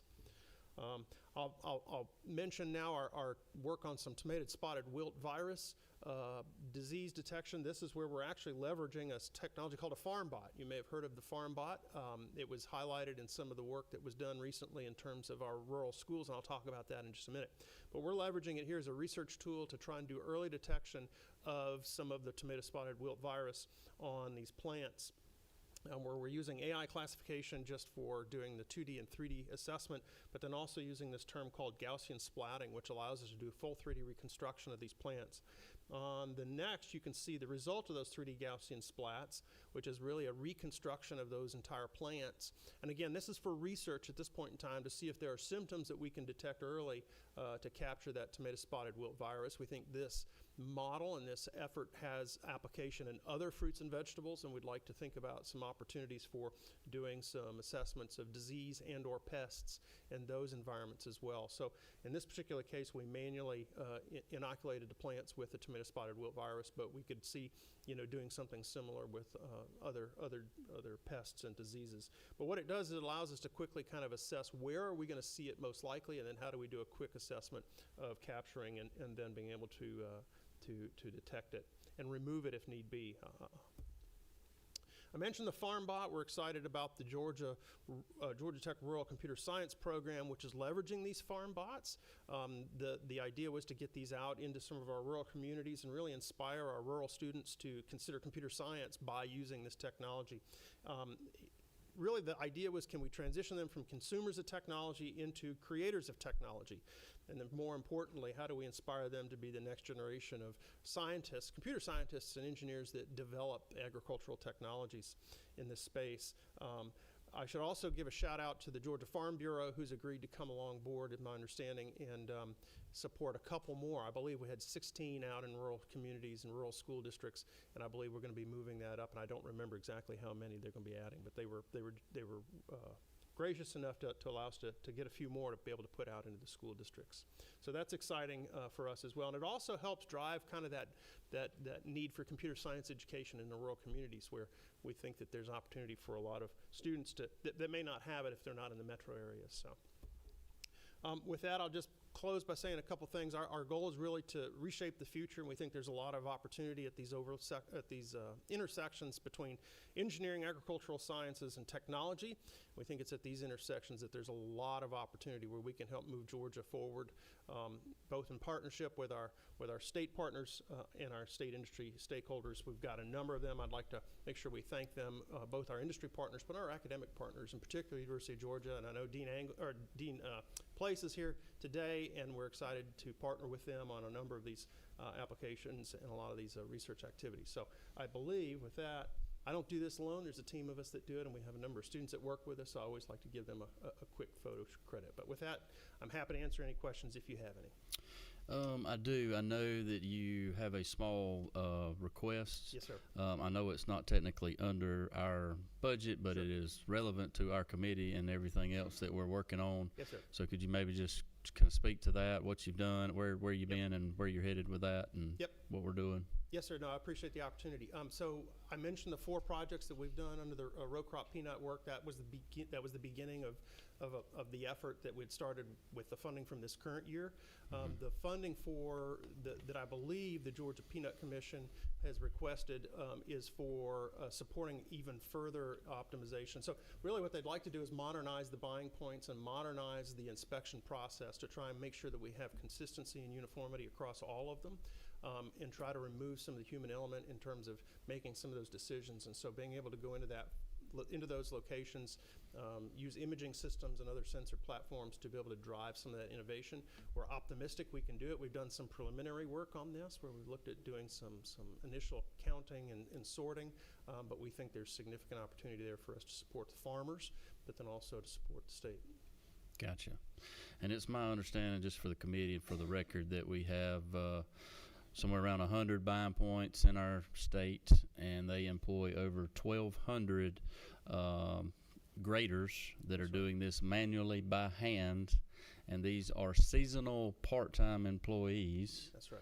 So consistency with grading is probably, I would assume, being I grade stuff all the time, we want the same people every day, every year on every season. And they're grading somewhere around almost 2 million tons of peanuts. So I could see where some consistent grading would be very valuable. Yeah, there's been, and I don't have any information or data to support it, but there's been complaints, I understand, of inconsistencies across different buying points, and being able to make that more uniform, just because you have that human element in terms of making those decisions is going to be critical. Gotcha. All right. Anybody else? Well, thank y'all for what you're doing. Oh, hold on. Chairman Ennis. Going back to your poultry Yes, sir. research, are y'all doing any research on how you could help with the poultry plants with the waste products after the dispose of it? Yes, sir. We've done some preliminary looking, and matter of fact, I believe that we had done an initial look at technology solutions. We do have a project. It's early stage, so I'm hesitant to report on it because I don't have what I would say are publishable results yet, but we're optimistic in terms of using some high temperature, high pressure processes for reducing a lot of that sludge waste, particularly from our DAF skimming systems, to try and convert it into some carbon-based products that would be valuable actually for soil amendments and other things. It is right now early stages for us in terms of that development. There are some technologies out there that are available. They're maybe not as cost effective as what we'd like them to be. But we'd done a preliminary study, I think, last year or so to look at some of the different alternatives for that. But yes, sir, we're looking at that right now. Good, thank you. All right, Chairman Goodwin.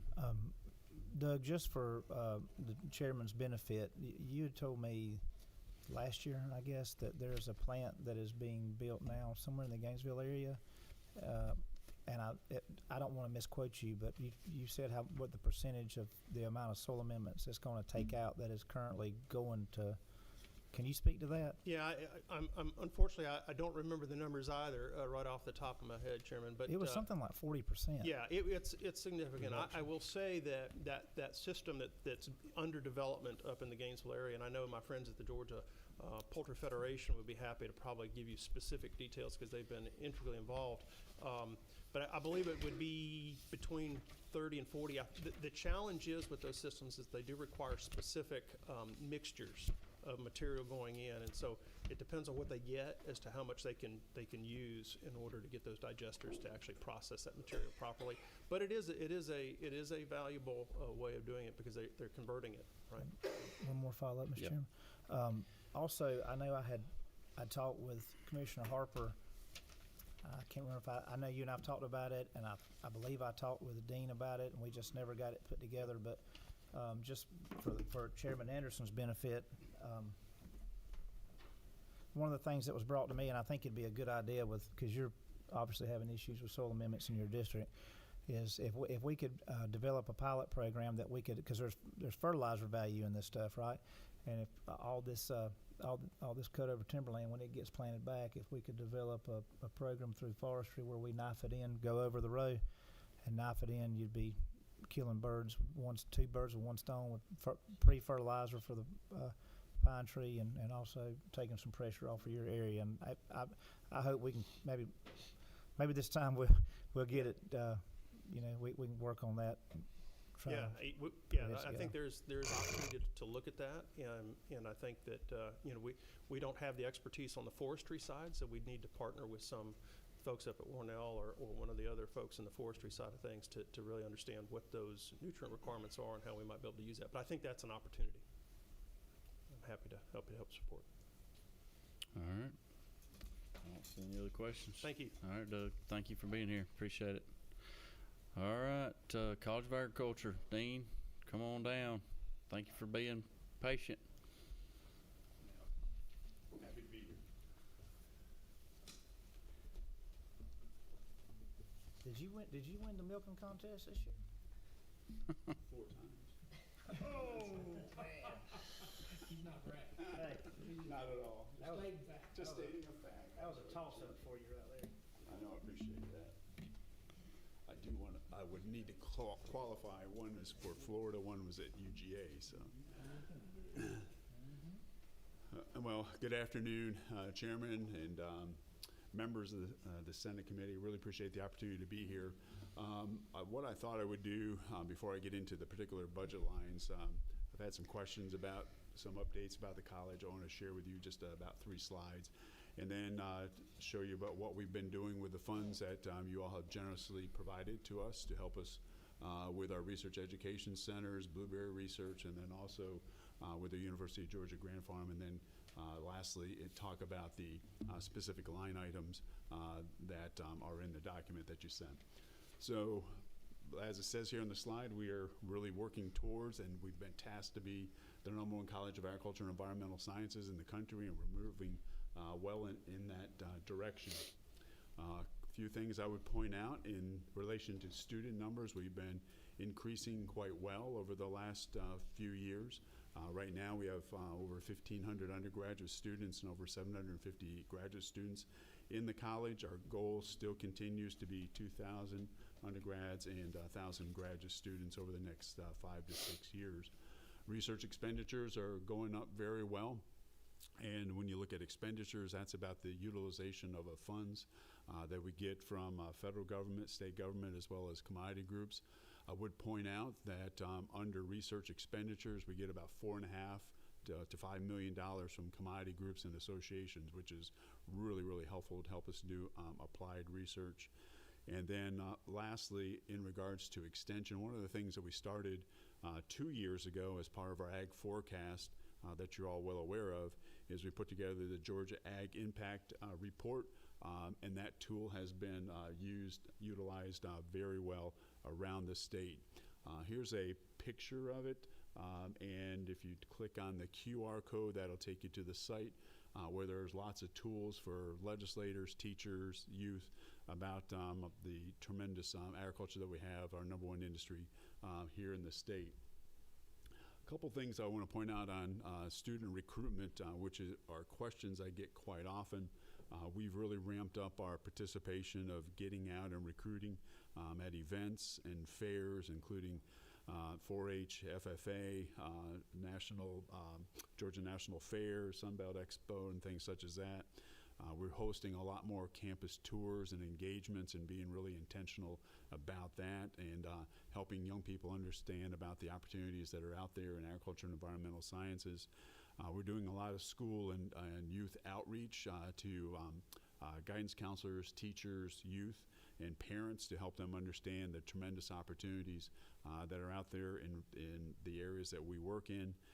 And I would happily point out that in transfer students, we are actively working with the University of Georgia enrollment program in regards to getting information and database addresses and names for students that apply for a college but we're not able to get in, so we're able to connect with them and then host them for various kind of events at the college. So I get quite a few questions on that, so I wanted to let you know about that.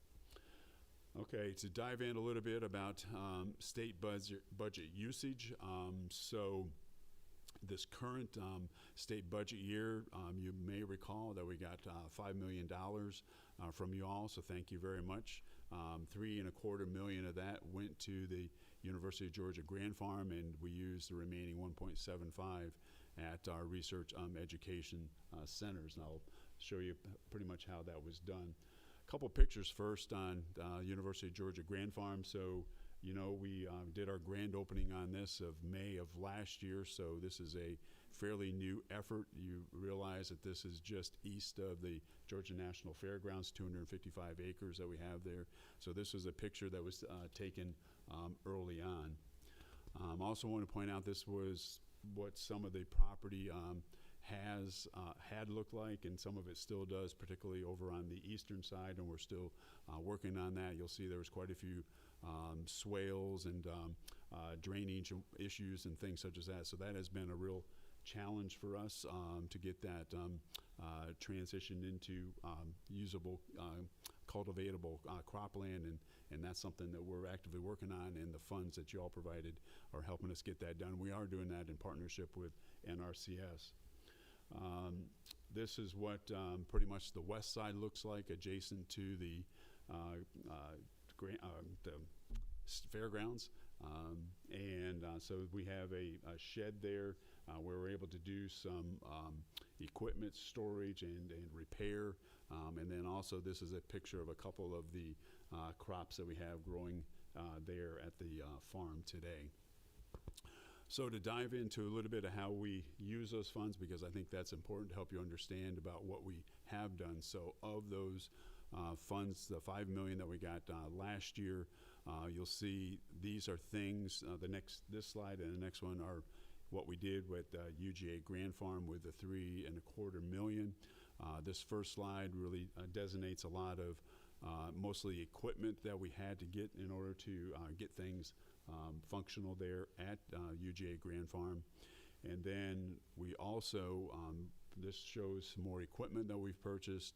We're also in the process of putting in pecans, however you say it, peaches and blueberries, which is very important, putting in irrigation. And then this also denotes the work that we're doing with NRCS in regards to land reclamation, drainage, and things such as that. Moving on, this is how we utilize the $1.75 million at our research education centers. Mostly this is for tractors and equipment. We have determined that the best use of the funds from this pool of money, as well as the one in the amended budget, we had to invest in ways to really advance the research that our faculty are needing to do out at our research education centers. In the amended budget that was just passed, as you know, we got $6 million for the research education centers, another $1.6 million for a UGA Grand Farm, and $838,000 for Blueberry Research. And again, thank you very much for that. I'll give you an idea about how we're utilizing those funds. First of all, with the $6 million funds that we got for research education centers, I've got about 3 or 4 slides here just denoting that we've really used these funds around the state.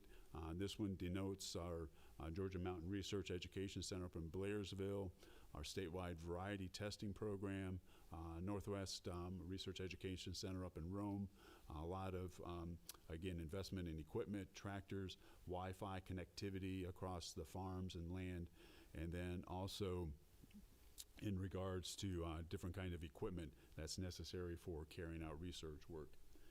On the next slide, this shows how we use the funds at our J. Phil Campbell Research Farm there outside of Athens in Watkinsville, also our Southeast REC in Midville, and then Stripling Irrigation Park down in Camilla. And again, a lot of this is for irrigation, equipment, precision ag technologies, and also internet connectivity. So when you think about using these various precision ag technologies, we need to make sure that there's connectivity across all of these various fields. And then this one shows Attapulgis, Vidalia Onion Research Education Centers, and Alma with our blueberry farm that we have down there. Again, a lot of Wi-Fi connectivity, tractors and equipment.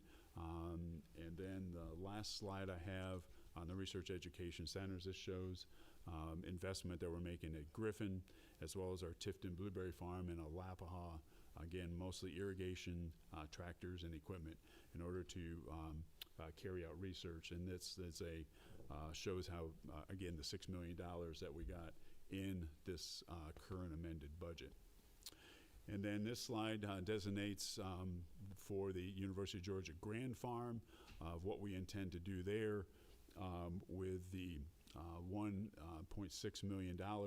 And so that's enclosing a part of that building and putting in restrooms, equipment storage, some land drainage and conservation, Wi-Fi connectivity, as well as some equipment. So all of this has been very important to get that up and running, and also support of our research education centers. And again, I cannot say it enough, but thank you very much.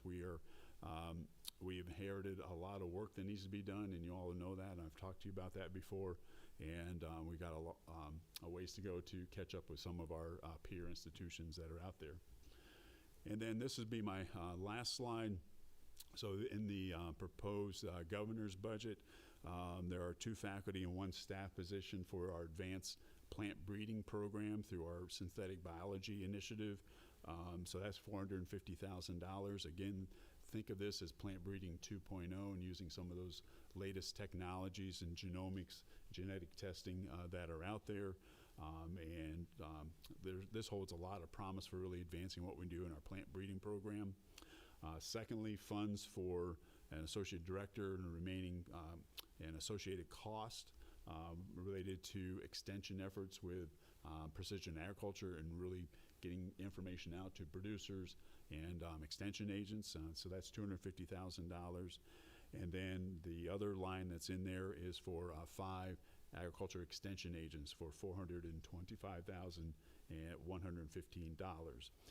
Now I would note, and again, on your document, that's line 279.3. I would note that the House cut that budget by $80,000 to $345,115. We would be hopeful that that could be restored in order to hire the 5 agent positions.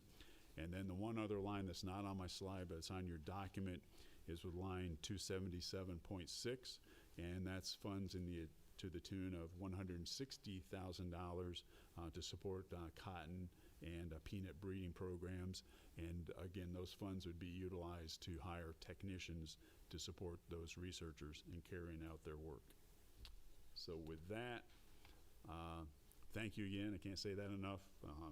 and happy to address any questions you may have.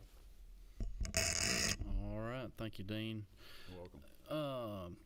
On the agents, the reduction there, have those how long have those been vacant? Do you know by chance? How long they've been vacant? Are they So these would be for- 279.3? Do we so not? these would be for the opportunity to hire 5 new New. ag extension agents. Yes. So they already have agents in the area or in those regions. So we do have a number of areas that do not have individual county coverage. There's a number of areas where we have ag agents covering multiple counties. This will give us an opportunity to hire some of those most critical needs we have with ag extension agents. Okay, So these would be additional ones, I should say. gotcha. Okay. All right. All right. Chairman Burns. Thank you, Mr. Chairman, and thank you, Dean, for being here. I'm a fan of cooperative extension, and I will tell you where I live, that makes agriculture go. And my question is, how many current vacancies do you have in extension? So let's see. I could get those specific numbers to you. Is it a but, bunch? Is it a few? It is probably less than 10%, or it's right around 9-10% Okay. vacancies we have. right And now. do you have sufficient funds, if I could, Mr. Chairman, sufficient funds to fill those positions if you could find qualified candidates? Close to that, yeah. I think I have talked to some of you before in regards to the COLA raises that we have had over the last 3 years. There were, which we appreciate that. However, that did not cover everything, particularly in relation to benefits. As a result, we are in the hole on the extension side about $4 million, and then on the research side about $2 million. So we've had to cut back some programs, and then there's some agent positions and whatnot we've not been able to fill as a result of that. Because the resources just aren't available. Is that That's not right. true? And as said by previous speakers too, we are trying to be competitive with salaries, but compared to industry, that is very difficult.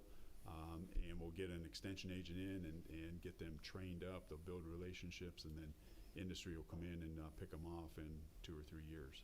So that's a challenge we have. Thank you. Yes, thank you.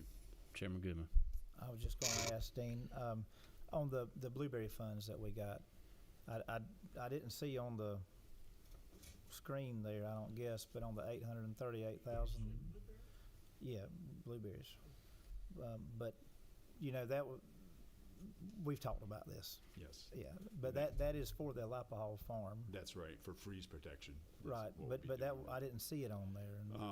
I think I neglected to put that on there. I apologize. for Okay, that, Chair. I just wanted to make sure that $838,000 isn't going anywhere else. Oh, it's not. Okay, that's No, that is going solely to Alapahaw for Okay. freeze and frost protection. all right. Absolutely. And equipment and Yes, and some equipment, yeah. and There'll be a little a bit well for and equipment. freeze and frost protection and yeah, good deal. Exactly right, yeah. Okay, thank you. And as you well know, and as we've talked before, we really have to ramp up what we're doing with blueberry research and varieties and getting them out there, so. yeah. 1,000%. So thank you for that. Yeah, and you know that our breeder, Juliet, Dr. Chu, has been doing really well with that. We're really pleased with her. She's within her 2nd year right now. Doing a great job, and I will say that also she's moving to do some early releases, and so we desperately need that. And I just want to say thank you to Chairman Watson and the Lieutenant Governor's office, and to Chairman Hatchett and Chairman Tillery, and everybody, because our industry desperately need those new varieties. So I just wanted to make sure that I kind of went to war about that. So I wanted to make sure that money was going where it was supposed to go. It will. Yeah. So that was my oversight. So.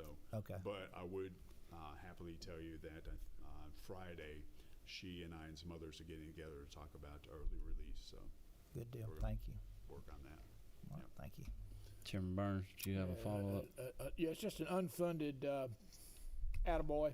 What percentage, where does blueberries rank in the commodity value to Georgia?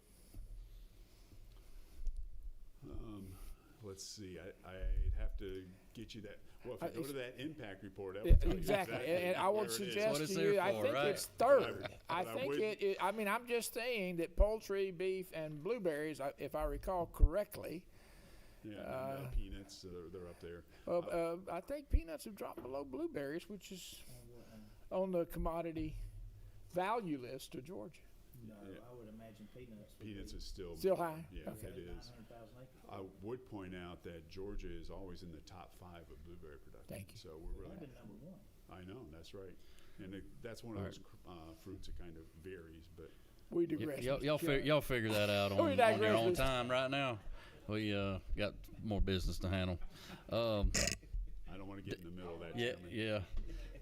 Dean, on these other positions, I assume the biologists or breeders will be in Athens. Are those Athens positions? correct, And the precision ag is So that would be Athens-based, Athens-based as well. yes. Okay. And none of those have been hired. Correct. Okay. Not until we get the budget, Okay. yes. All right, and then I know it seems like we've had a lot of requests for technicians over last budget and even this budget. Not to bring up blueberries again, but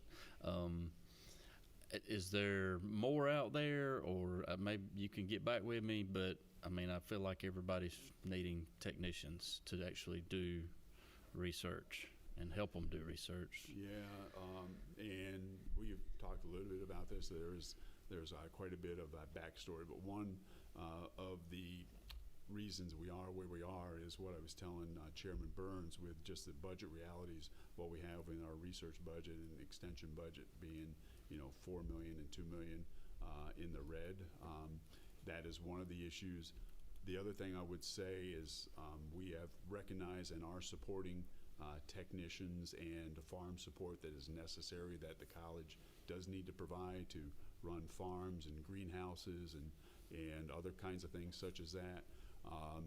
What you are mainly referring to are technicians to support me as an individual faculty member doing my blueberry breeding, peanut breeding, or whatever.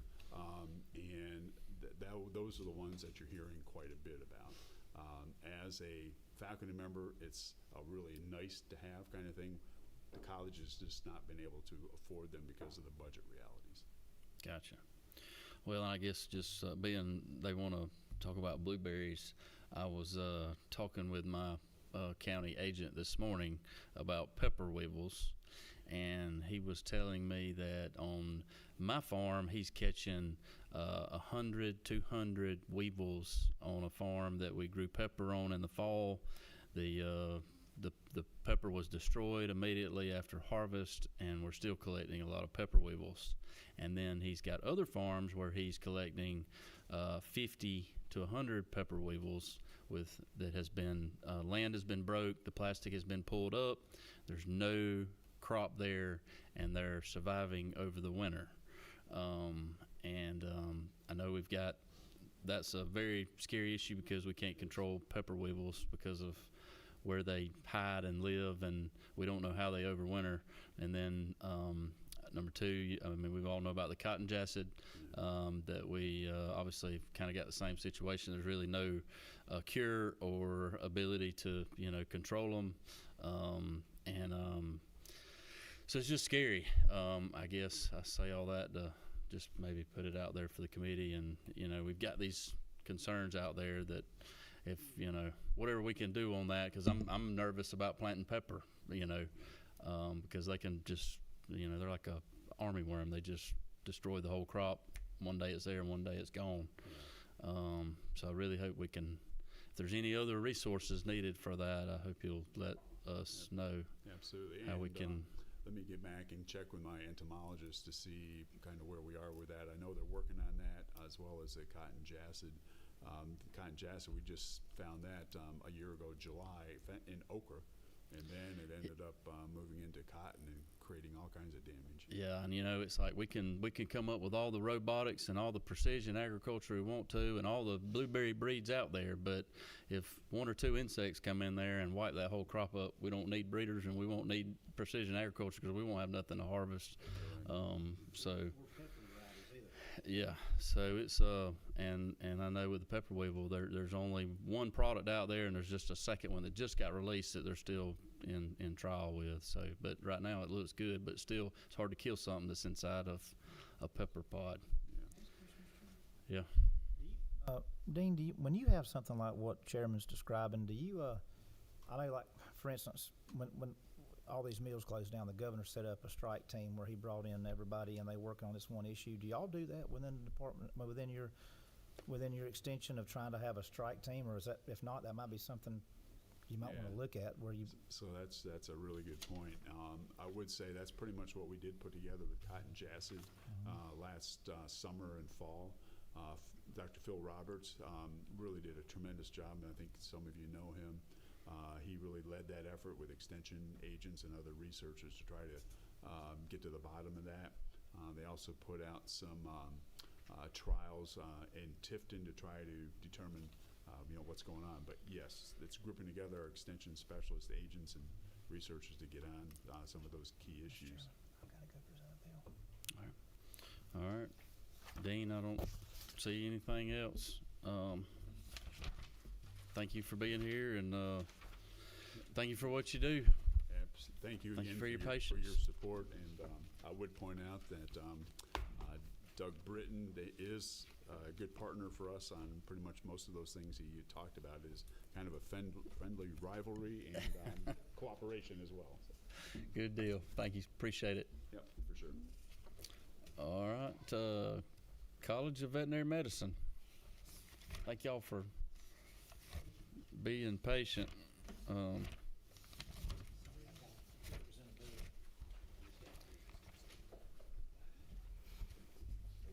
they at?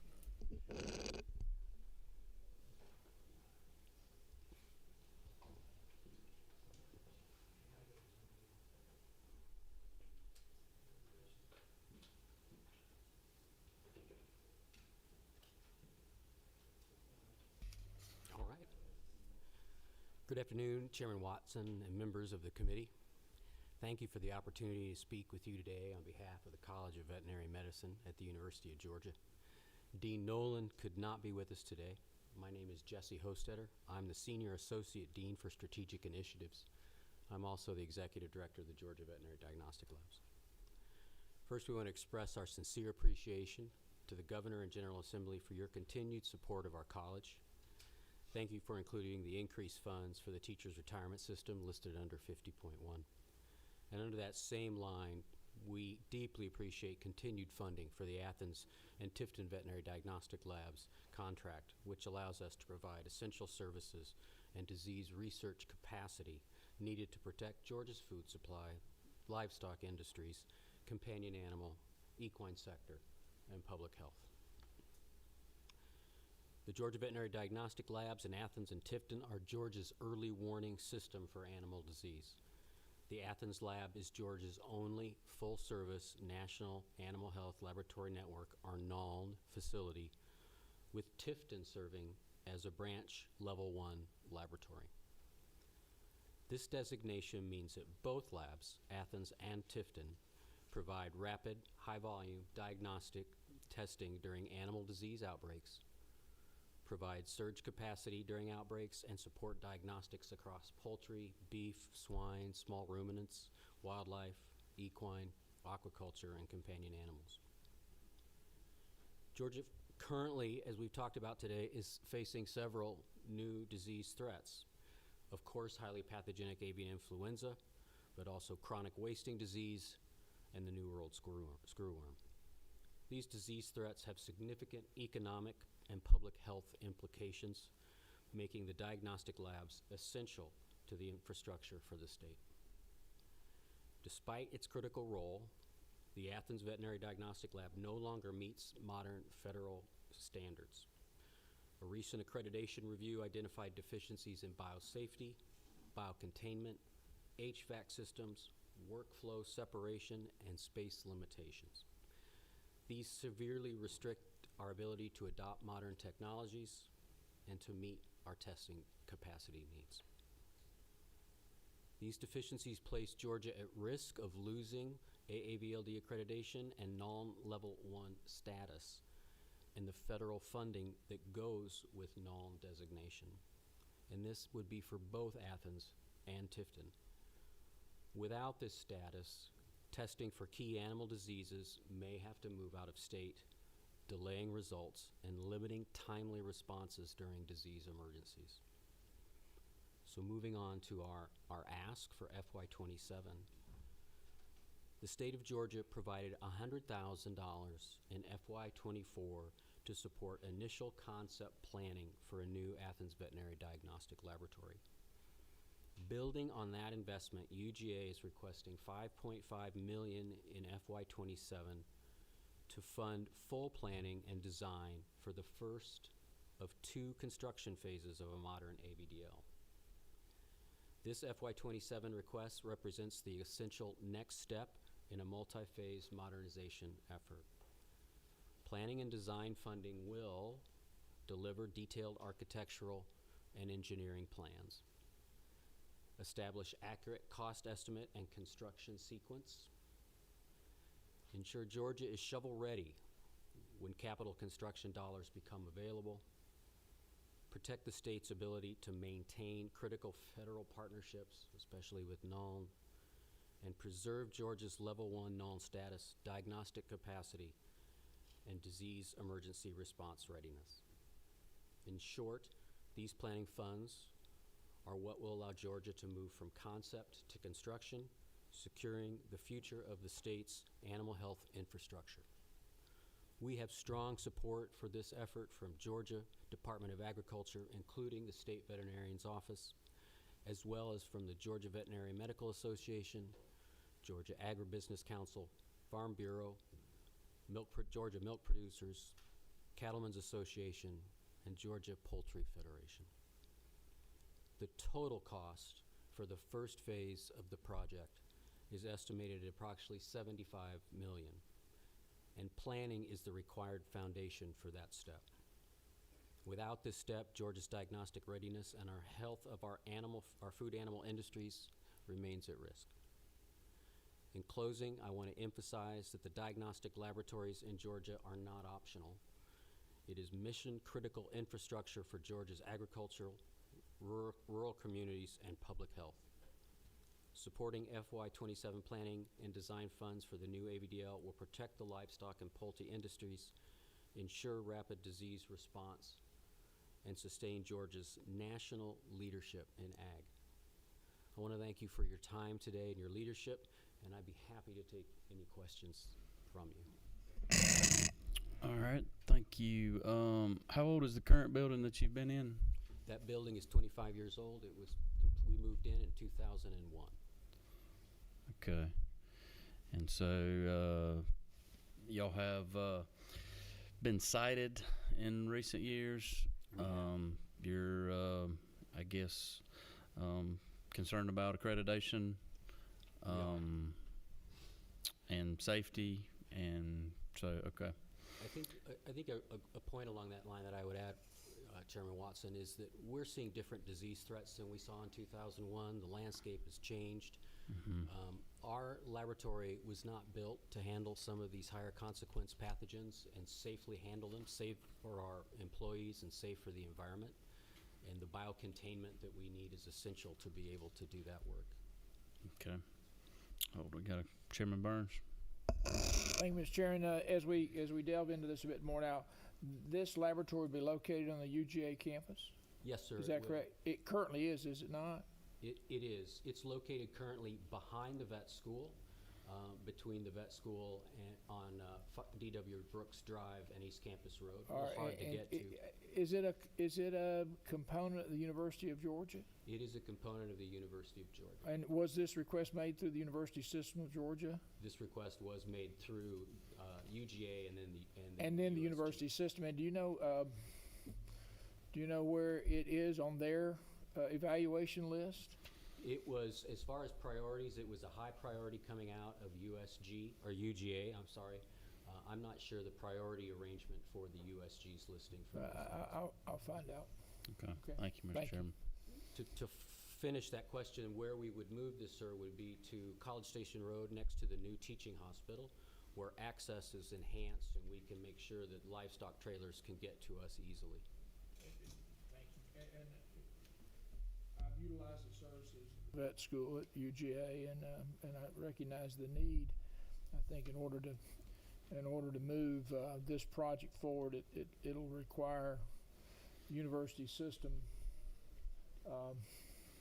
support and oversight. I'm just recognizing that $75 million for phase one is a challenge. Understand. Thank you. I will tell you that last summer, we went to the USG and visited with their facilities group, stressing the importance and going through a detailed reason why we needed to enhance our facilities, and they were supportive at the time of that meeting. Thank you. Okay. So, but to clarify, the total cost is 75 Yeah, million. this is just design funds. Design is But, 5.5. $5 million in design will get you to a point of being able to request $75 million for phase one. And Yeah. I think at the end of the day, President Moorhead and Chancellor Purdue are going to have to be engaged. Well, I would hope if the college is about to lose accreditation and have safety concerns and has been cited, that it would move up to Totally the top agree. of the list. Totally agree. Well, I don't know what part of the list it would be on, but that would be the conversation. Yeah. All Thank right. Thank you, Chairman. All right. I don't see any further questions. All right. Thank you all for your time Yep. today. Thank you for being here. Department of Education. Ag Education, to be specific.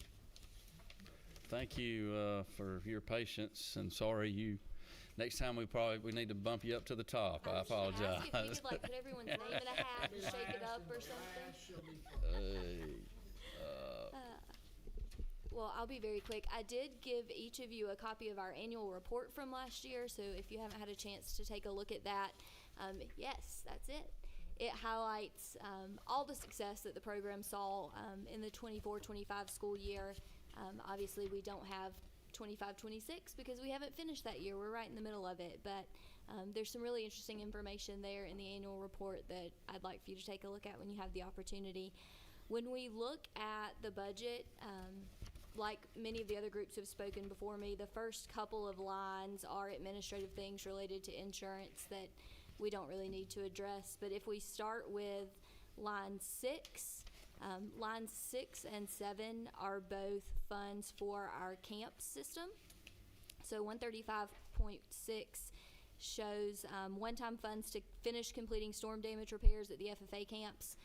Part of that funding came in the amended budget. This is the other half of that funding.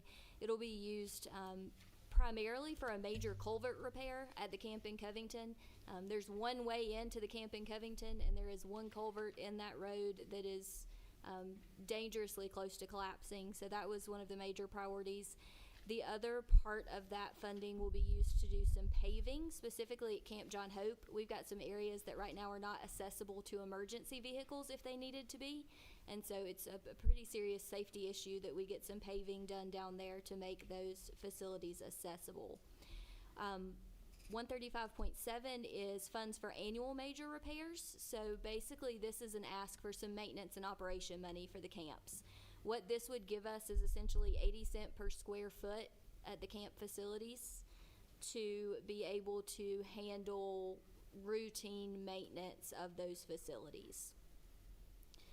If we keep going and we look at 135.8, that line item is to increase funds for support staff to prioritize private funds for direct student services.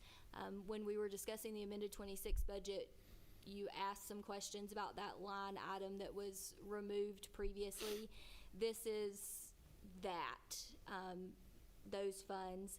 What it'll allow us to do is to make sure that all of the funds that our FFA Foundation raises to provide opportunities for students actually goes to students, as opposed to having to go to pay foundation salary and benefits.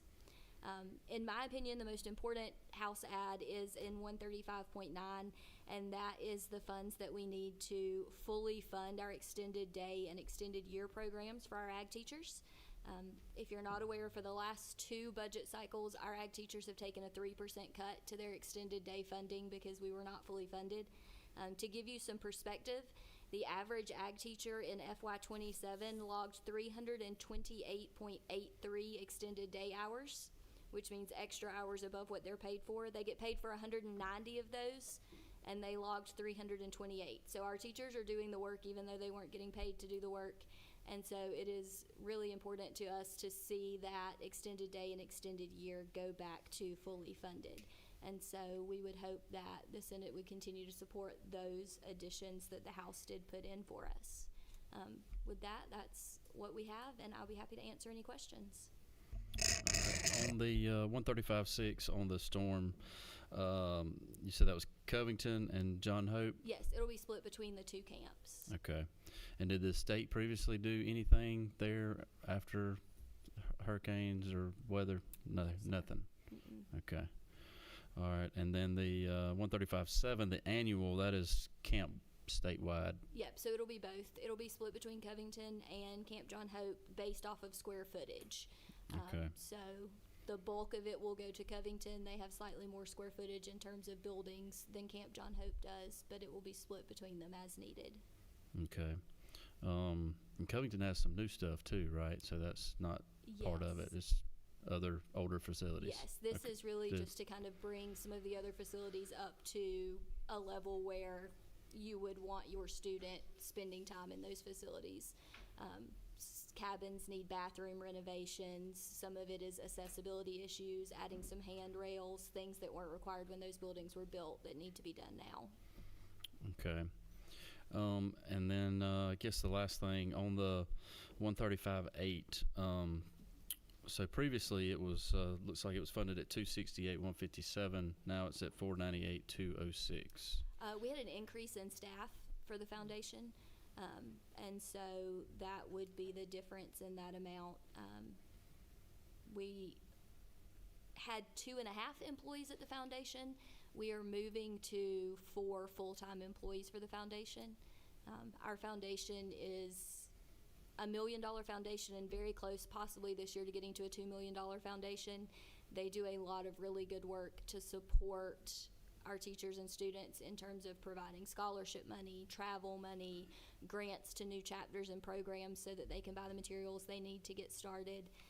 And so we want to support our foundation as much as we can because they are very supportive of the students enrolled in Ag Ed. Okay. All right.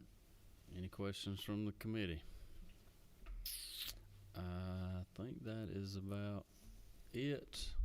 Now that we've been here for 2 hours and 12 minutes, I would like to give my wife a shout out that just walked in at the very end. So, yep. All righty. Well, thank y'all for being here. We're adjourned. Thank you.